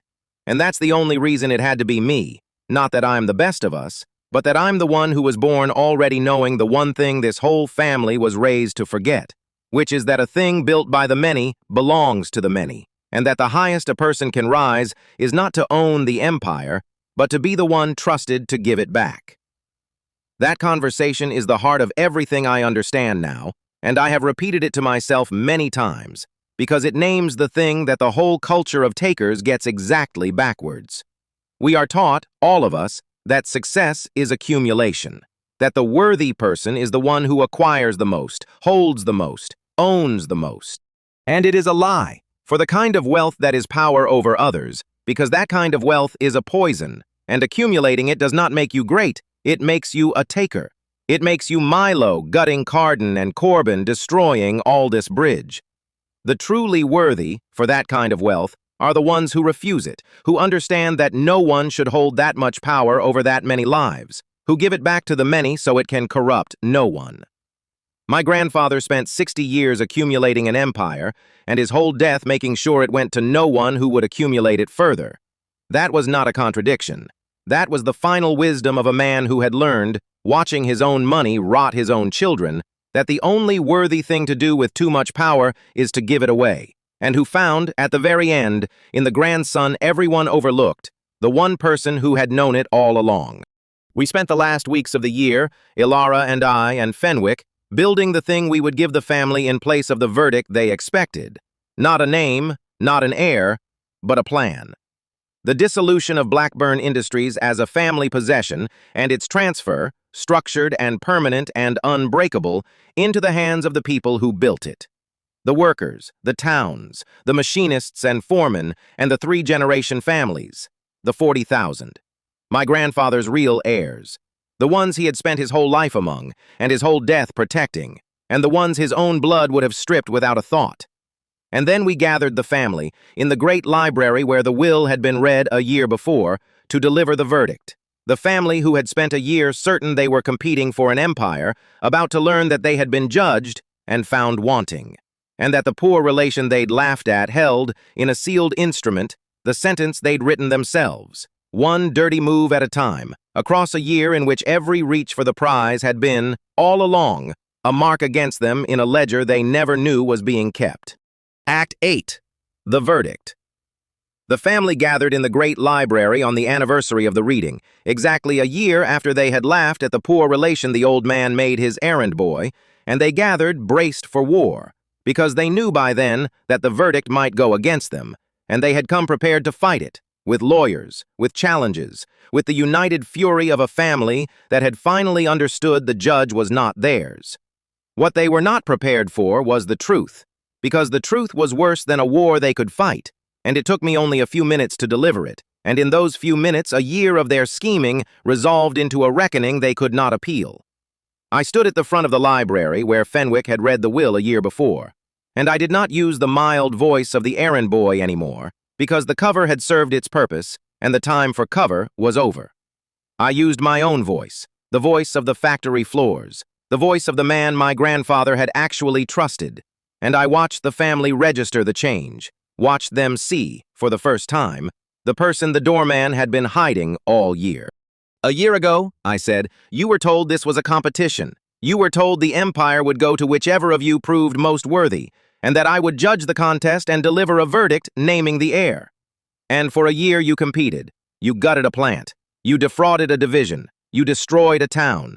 You sabotaged each other. You tried to bribe and flatter and threaten the judge, all of it in the certainty that you were competing for a prize, and that winning meant hitting the numbers and beating your rivals, and that the ruthlessness with which you played was the proof of your fitness to inherit. I let that sit. It was never a competition. Grandfather did not leave a contest for you to win. He left a test for you to fail, a test of character, disguised as a test of competence, designed so that the very things you did to win were the things that condemned you. Every trial you thought you were winning by being ruthless, you were failing by being ruthless, because ruthlessness was exactly what the trial was built to detect. You thought you were impressing the judge. You were confessing to him. Every dirty move you made across this year was not a step toward the prize. It was a line in a ledger, in your own hand, signing your own disinheritance, and you did it, every one of you, joyfully, certain the whole time that you were winning, never once suspecting that the poor relation you laughed at was recording, move by move, the exact evidence that you could not be trusted with a single one of the 40,000 lives this empire holds up. The library had gone very still. I watched them begin to understand, Milo's face darkening, Sylvie's going cold and calculating even now, Corbin's flushing with the specific rage of a shark who has just realized the minnow was the hunter all along. You want to know the verdict, I said. Here it is. There is no worthy heir among you. Grandfather feared there wouldn't be, and he gave you every chance to prove him wrong. And across a year of trials, you proved him right. Proved, each of you, on a small scale, exactly what you would do to all 40,000 if you got the empire. Milo, who gutted Carden and put 3-generation families out of work to hit a number. Sylvie, who hollowed a division's future to game a metric. Corbin, who destroyed the town of Aldous Bridge. Real people, real families, not for profit, but merely to deny a cousin a point in a game. I watched all of it. I recorded all of it. And by the design of the trials grandfather built, every one of those acts was not a victory, but a verdict. And the verdict, written by your own hands across a year, is unanimous, and it is clear. Not one of you is worthy to inherit Blackburn Industries, because not one of you sees the 40,000 as anything but a cost to be cut. And grandfather would rather the empire cease to exist as a family possession than be handed to people who would strip it for parts. Corbin was on his feet. You can't do this. You're a nobody, a poor relation with a grudge. We'll challenge this in every court in the country. You have no right. I have exactly the right grandfather gave me, I said, and I have already done the thing you're going to spend the rest of your lives failing to undo. I nodded to Fenwick, who stepped forward with the sealed instrument. As of this morning, before this meeting, the dissolution clause has been triggered. Blackburn Industries, as a family possession, no longer exists. It has been broken into its constituent parts, the factories, the plants, the machine shops, the whole of the making, and transferred, permanently and unbreakably, into the ownership of the people who built it, the workers, the towns. Carden and Millbrook and Aldous Bridge and every other place this empire touches. 40,000 people now own, collectively, the thing they spent their lives making, structured so that no single owner, not you, not me, not any Blackburn ever again, can strip it or sell it or sit on top of it extracting. It is done. It was done this morning. It is held in a dead-hand trust that Grandfather and Fenwick built specifically to survive exactly the legal war you are about to wage, and you will wage that war, and you will lose it, because you are not fighting me anymore. You are fighting a dead man's design and 40,000 people's ownership and the specific, unbreakable structure of a thing that is already, irrevocably, given away. The library erupted, of course. The fury, the disbelief, the threats, the frantic invocation of lawyers. Milo roared about blood and birthright. Sylvie, cold even in ruin, was already, I could see, calculating the litigation. Corbin screamed that I would pay, that a nobody could not do this, that it was theft, that the empire was theirs by right of blood. And I stood in the middle of their fury, unmoved, because a man who has already done the irrevocable thing does not fear the rage that comes after it. And because everything they threatened was, exactly as I'd told them, a war against a dead hand and 40,000 owners, a war they had already lost the morning it was signed. But I want to tell you the thing I said to them at the end, the thing that was not about the empire, but about them, because it is the thing my grandfather would have wanted said, and because it is the true meaning of the whole year. You think I did this to you, I said, when the fury had spent enough of itself to hear me. I didn't. You did it to yourselves. That's the thing Grandfather understood that none of you ever will. He didn't disinherit you. You disinherited yourselves, one dirty move at a time, across a year in which every reach for the prize was a proof that you shouldn't have it. I didn't judge you unfairly. I judged you exactly, by your own actions, in a test that gave you every chance to be better and that you failed, each of you, by being precisely what you are. And I want you to understand, because Grandfather would want you to understand, because he loved you even at the end, even knowing what you were, that this is not revenge. This is not a poor relation's grudge. This is protection. Of the 40,000. From you. Grandfather spent his whole life failing to raise children who would protect them, and so at the very end, he reached past his children to the one grandchild who would, and asked him to stand between the people who built this empire and the family who would strip it. And I have done that, and I would do it again, and I feel no triumph in it. Only the specific, tired grief of a man who hoped, all year, that his family would prove better than they were, and watch them prove, trial by trial, that they were exactly what the old man feared. I looked at them, the whole rotten, furious lot of them. You were never competing for an empire. You were being asked, for 1 year, to show whether you could be trusted with other people's lives. You showed that you couldn't. And so the lives you couldn't be trusted with have been given to the people who can be trusted with them, which is the people who live them. That's the verdict. You wrote it yourselves, every one of you. I only read it back. There was a moment in that final library, after I had delivered the verdict and before the fury fully broke, when Sylvie, cold, clever Sylvie, the only one of them who could think even in ruin, asked me a question that cut closer to the truth than anything her raging relatives could manage. And my answer to it is the thing I am proudest of in the whole year.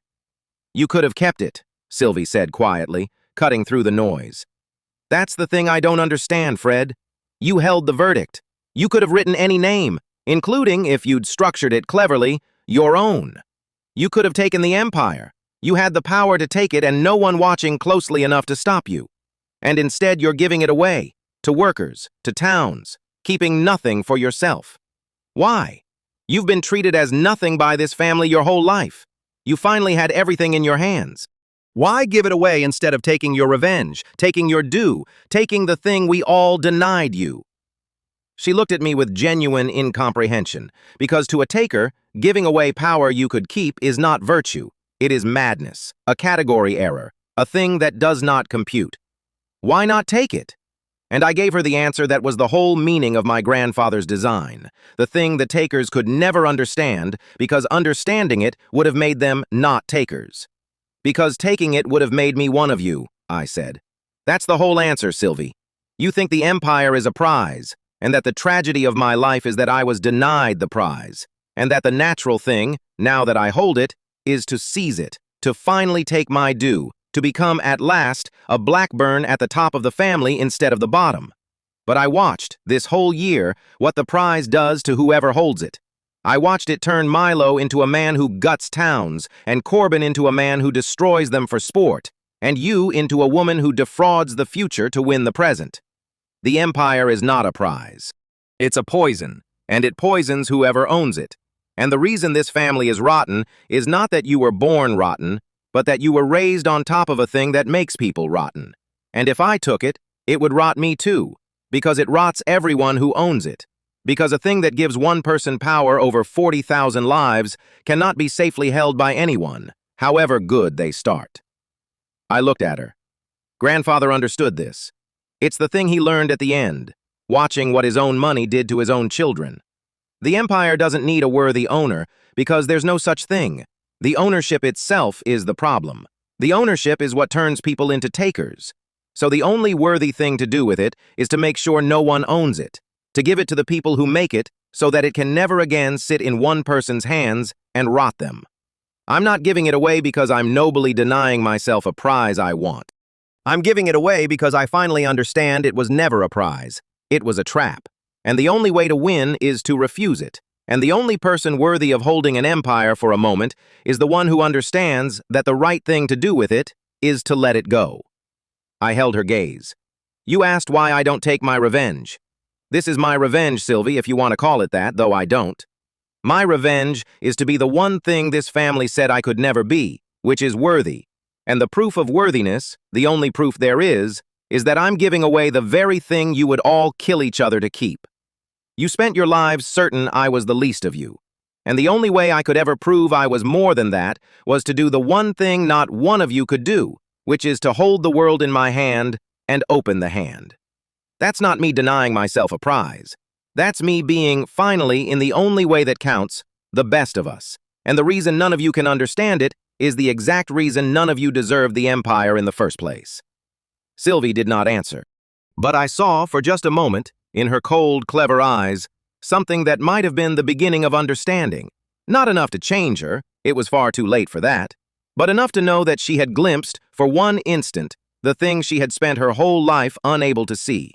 That there was a kind of wealth that could not be taken, that could only be given, and that the overlooked grandson had just become, in the giving away of an empire, richer than any Blackburn had ever been, in the one currency the takers could never accumulate, which is the knowledge, proven beyond any doubt, that when you held everything, you gave it to the people who deserved it, and kept for yourself nothing but the fact that you were the kind of person who would. There was one person in that library who did not rage, and it was Alara, and Alara stood, and in front of the whole furious family, she said the thing that put the final seal on the year. He's right, Alara said. All of it. I competed too at first before I understood. And what I understood, that none of you will let yourselves understand, is that grandfather didn't take the empire from us. He freed us from it. We were never going to be good people as long as we were fighting over a thing that would make whoever won it into a monster. He looked at what the empire was doing to his own family, turning us into people who'd destroy a town to win a game, and he loved us enough to take away the thing that was making us monstrous and give it to people who would be blessed by it instead of corrupted by it. This isn't our ruin, it's our release. And the only tragedy in this whole room is that not one of you can see it, that you'll spend the rest of your lives fighting to reclaim the very thing that was poisoning you instead of being grateful to the old man who finally set you free of it. She looked at her raging family with a grief exactly like mine. I'm not fighting the verdict, I'm grateful for it. And someday, if any of you ever become people instead of takers, you'll be grateful too. Until then, she turned toward me, toward Fenwick, toward the door, toward the life on the other side of the family.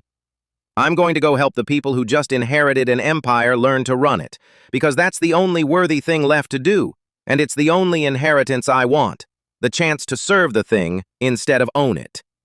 And the two of us, the two worthy Whitlocks, the born and the maid, walked out of the great library, out of the family, out of the empire, into the work of helping 40,000 people own the thing they'd built, while behind us, a family of takers raged against a dead hand they could not stay, having finally learned, too late, the lesson the old man died trying to teach them.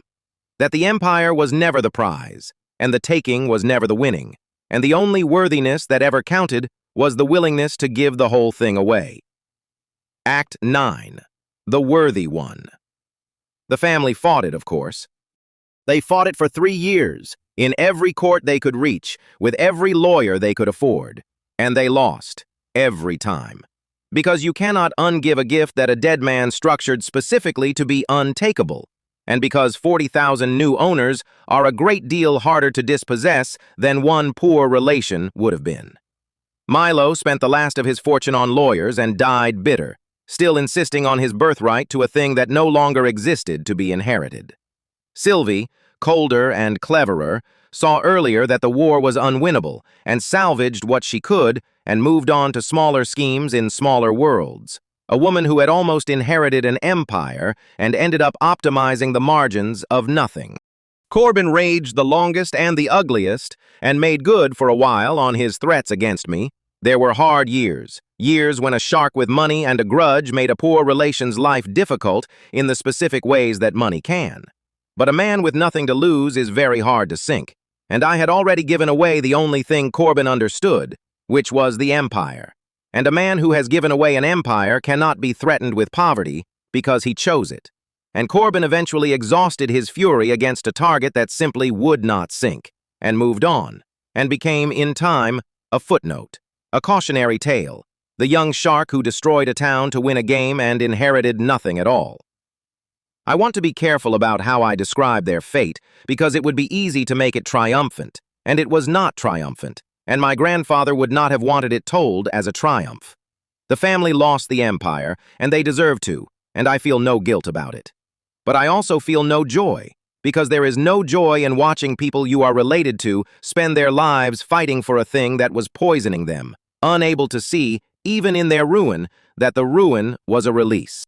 My grandfather loved them, and I did not love them, but I understood them, because understanding is what the overlooked do best, and understanding a person makes it very hard to gloat over their downfall, because you can see, underneath the villainy, the specific way each of them was made. Milo raised to expect and never to earn. Sylvie taught that warmth was weakness. Corbin shaped into a shark by a family that admired sharpness above all things. They were takers because they were raised by a fortune, and the fortune was the thing that ruined them. And my grandfather understood, at the very end, that the kindest and hardest thing he could do for his own descendants was to take the poison away, even though they would never thank him, even though they would spend their lives cursing the poor relation who administered the antidote and calling it theft. It was not theft. It was the last love of a man who had watched his own money turn his children into monsters, reaching from the grave to break the spell, knowing they would hate him for it. That is the true tragedy of the family, and it is not that they lost the empire. It is that they could not, even in the end, see that losing it was the only thing that could have saved them, and that the old man who took it away was the only one who ever loved them enough to try. The empire itself flourished, which surprised the family and did not surprise me, because I had learned on the factory floors of my childhood the thing they never learned, that a thing built by the many runs best when it belongs to the many. Blackburn Industries, transferred into the ownership of its own workers, did not collapse without a family on top of it. It thrived, because it turned out the family had never been the thing making it work. The family had been the thing extracting from it. And when the extraction stopped, when the profits that had flowed up to fund the takers' houses and schemes instead stayed in the making, in the factories, in the towns, the whole enterprise grew healthier than it had been in decades. Carden's plant, which Milo had gutted, was restored by its own workers. Aldous Bridge, which Corbin had destroyed, was rebuilt, and Ilara rebuilt it, moved there actually, and spent years helping the town learn to own the factory it had always run, and did the unglamorous work of turning a family possession into a genuine cooperative, and found, she told me, the first real purpose of her life in it. The 40,000 became owners, and the towns became stable, and the making went on, better than before, exactly as my grandfather had believed it would, because he had spent 60 years being right about the thing his children were wrong about, and he was right about this too, from the grave, as usual. And me. People ask me, the few who know the whole story, what I got in the end.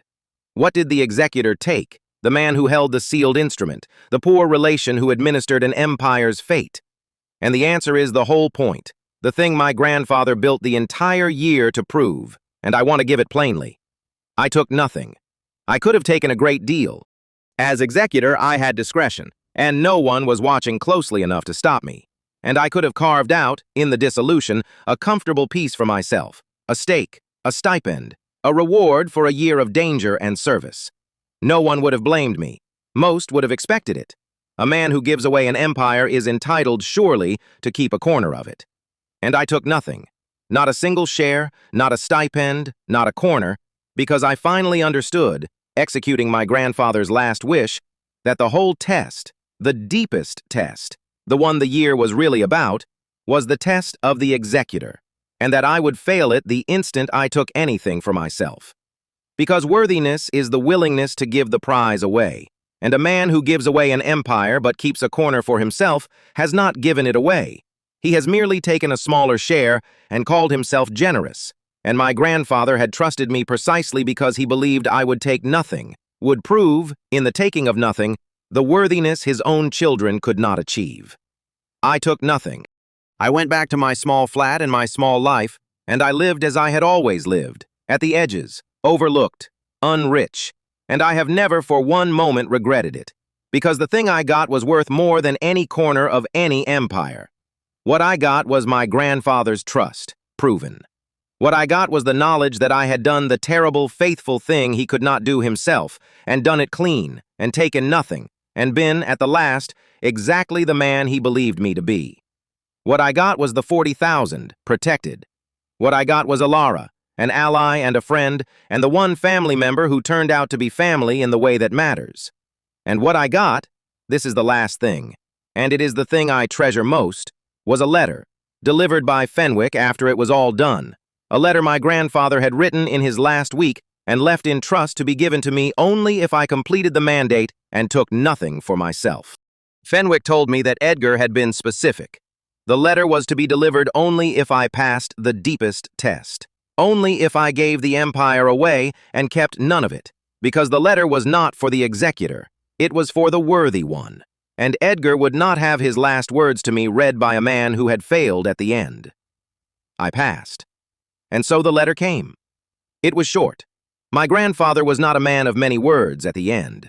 It said, "Fred, if you are reading this, then you did it. You judged them clearly. You protected my people, and you took nothing for yourself, which means you are exactly the man I believed you to be. And it means I chose right.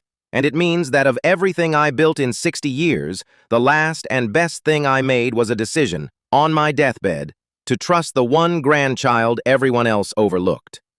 I could not leave you the empire because the empire had to go to the people who built it, and because leaving it to you would have been to misunderstand you, would have been to offer the one worthy man the one thing he was worthy precisely because he didn't want. So I could not leave you a fortune. But I want you to know what I did leave you, because it is the only inheritance that was ever real. I left you the truth about yourself. Your whole life, this family told you that you were nothing, the poor relation, the stray, the overlooked one. And you believed them, a little, the way we all believe the people who raise us. So here is my last gift, and it is the only one that matters. You were never the nothing they called you. You were the only worthy one, the only one who understood what the empire was, the only one who loved the people who built it, the only one who could be trusted to give it away rather than steal it. You were the best of us, Fred, the whole time, standing at the edge of the family being called the least of us. And I spent my last strength making sure that before I died, I did one thing that told you the truth. I made you the judge of all of them. Not to reward you, to reveal you, to show you, and them, and the world, that the overlooked grandson was the only Blackburn worth anything at all. You are worthy. You always were. And the empire I couldn't leave you was never the inheritance. This is the certain knowledge, proven by a whole year and your own incorruptible hand, that you are, and were always, the worthy one. Carry it. It's worth more than Blackburn Industries ever was. With all my love and all my faith and all my pride, your grandfather, Edgar. I have that letter still. I read it on the hard days, the days when the old voice that says you are nothing comes back, as it does, as it always will, for a person raised the way I was raised. And it silences the voice every time, because it is the testimony of the one person who saw me clearly, delivered from the grave, earned by a year of proving him right. You were always the worthy one. I go back to the factories still, the way my grandfather took me to them when I was a boy, and I want to end with what I find there, because it is the proof that the whole terrible year was right. I have no title now, no ownership, no standing in the thing I once held the fate of. I am simply a man who visits the towns, who knows the names, who is welcomed on the floors as the old man's grandson who gave the empire back. And what I find in Carden and Millbrook and Aldous Bridge, in the plants and the machine shops, is the thing my grandfather believed and his family could not imagine. That a thing owned by the people who make it is a healthier thing than a thing owned by a family that extracts from it. The factories run better now. Not perfectly. Collective ownership is not a fairy tale. It has its own hard problems, its disputes and its inefficiencies and its human frictions. But it runs better, because the profits stay in the making, because the workers who own the thing they build have a stake in its long life that no extracting family ever had. Because a foreman like Callum, who now partly owns the floor he's worked for 31 years, brings to it a care that no hired hand under a family of takers ever could. Aldous Bridge, which Corbin destroyed to win a point in a game, is thriving now, rebuilt by its own people, and Alara lives there, and Callum's daughter runs a division of it. And the town that was nearly killed as a move in a contest is now one of the healthiest of all the freed towns, because the destruction taught it, hard, what it had to protect, and it protects it fiercely, because it owns it. And I think, walking those floors, that this is what my grandfather actually built. Not the empire was only the means. What he built, across 60 years and one terrible final year, was this. 40,000 people who own the work of their own hands, in towns that hold together because the making stays in them. A thing that can never again be gutted by a Milo, or defrauded by a Sylvie, or destroyed by a Corbin, because there is no single owner left for a taker to become. He spent his life making an empire, and his death unmaking it into the only thing that could survive his own family, which was a distributed, untakeable belonging held by the many. And it is, I am certain, exactly what he wanted, because it is the factory hand's son's dream carried to its conclusion. Not to build a fortune for a dynasty, but to build good things and keep people in work. And then, at the last, make sure the good things and the work belong to the people who did them, forever, beyond the reach of any dynasty at all. The family, when they speak of me at all, speak of me as the poor relation who stole their inheritance. I have made my peace with that. They will never understand, cannot understand, because understanding would require them to become people who were never raised, that I did not steal anything, that I gave, that the giving was the whole point, that the empire they mourn was a poison I removed from their hands as much as from the world's. They mourn a thing that was killing them. I do not expect their gratitude. My grandfather did not expect it either. He told me at the end that they would hate the poor relation who administered the antidote, and they do, and it does not trouble me, because I did not do it for their gratitude. I did it for Callum and his daughter and the 40,000. And Callum's daughter runs a division now. And that is thanks enough. That is all the thanks that matters. That is the only inheritance I ever wanted. I am, by every measure the family understands, nothing still. No title, no fortune, no empire, The same poor relation I always was, living the same small life at the edges. And I am, by the only measure that ever mattered, the richest Blackburn who ever lived, because I held the whole world in my hand for a moment, and I opened the hand, and I gave it to the people who deserved it, and I kept nothing. And I know, on the word of the one man who ever saw me clearly, proven by a whole year and my own incorruptible hand, that I was, when everything was on the line, the worthy one. That knowledge cannot be litigated or stripped or taken. It is the one wealth the takers can never accumulate and never touch. And it was left to me by a grandfather who understood, at the very end of a life spent building, that the last and best thing a man can make is not an empire, but a decision to give it away, and who trusted that decision to the least of his family, and revealed him, in the making of it, to be the best. It comes down, in the end, to a sentence my grandfather said to me behind a locked door. Make sure none of them get it. I thought at first that it was an instruction to prevent a theft, to keep the empire from the takers. And it was that. But I understand now that it was also something deeper, something about worthiness itself, the truth the whole year was built to reveal. Make sure none of them get it, because the empire was never meant to be gotten. It was meant to be given. And the only person worthy of an empire is the one who understands that no one should have it, who holds the whole world in his hands for a moment and then freely gives it back to the people who made it, and takes nothing, and walks away to a small life at the edges, carrying nothing but the knowledge that he was, when it counted, the one man who could be trusted not to steal the world. My grandfather made sure none of them got it, and in doing so, through me, he gave it to everyone. To the 40,000, to the towns, to the people who make things and keep each other in work, which is what he'd wanted the whole time, which is what he'd spent 60 years being right about while his family was wrong. The takers got nothing, exactly as he intended. And the one worthy grandson got the only thing worth getting, which was not the empire, and was not a corner of it, and was not a fortune, but was simply this: to have been, for 1 year, in one hand, incorruptible, and to know, on the word of the only man who ever saw him clearly, that the overlooked one was, all along, the worthy one. That was the inheritance. It cannot be litigated or stripped or taken. It is the only kind of wealth the takers can never touch. And it was left to me, the poor relation, the stray, the judge in the servant's coat, by a grandfather who spent his last strength making sure that before he died, the least of the family would be revealed, at last, as the best of it.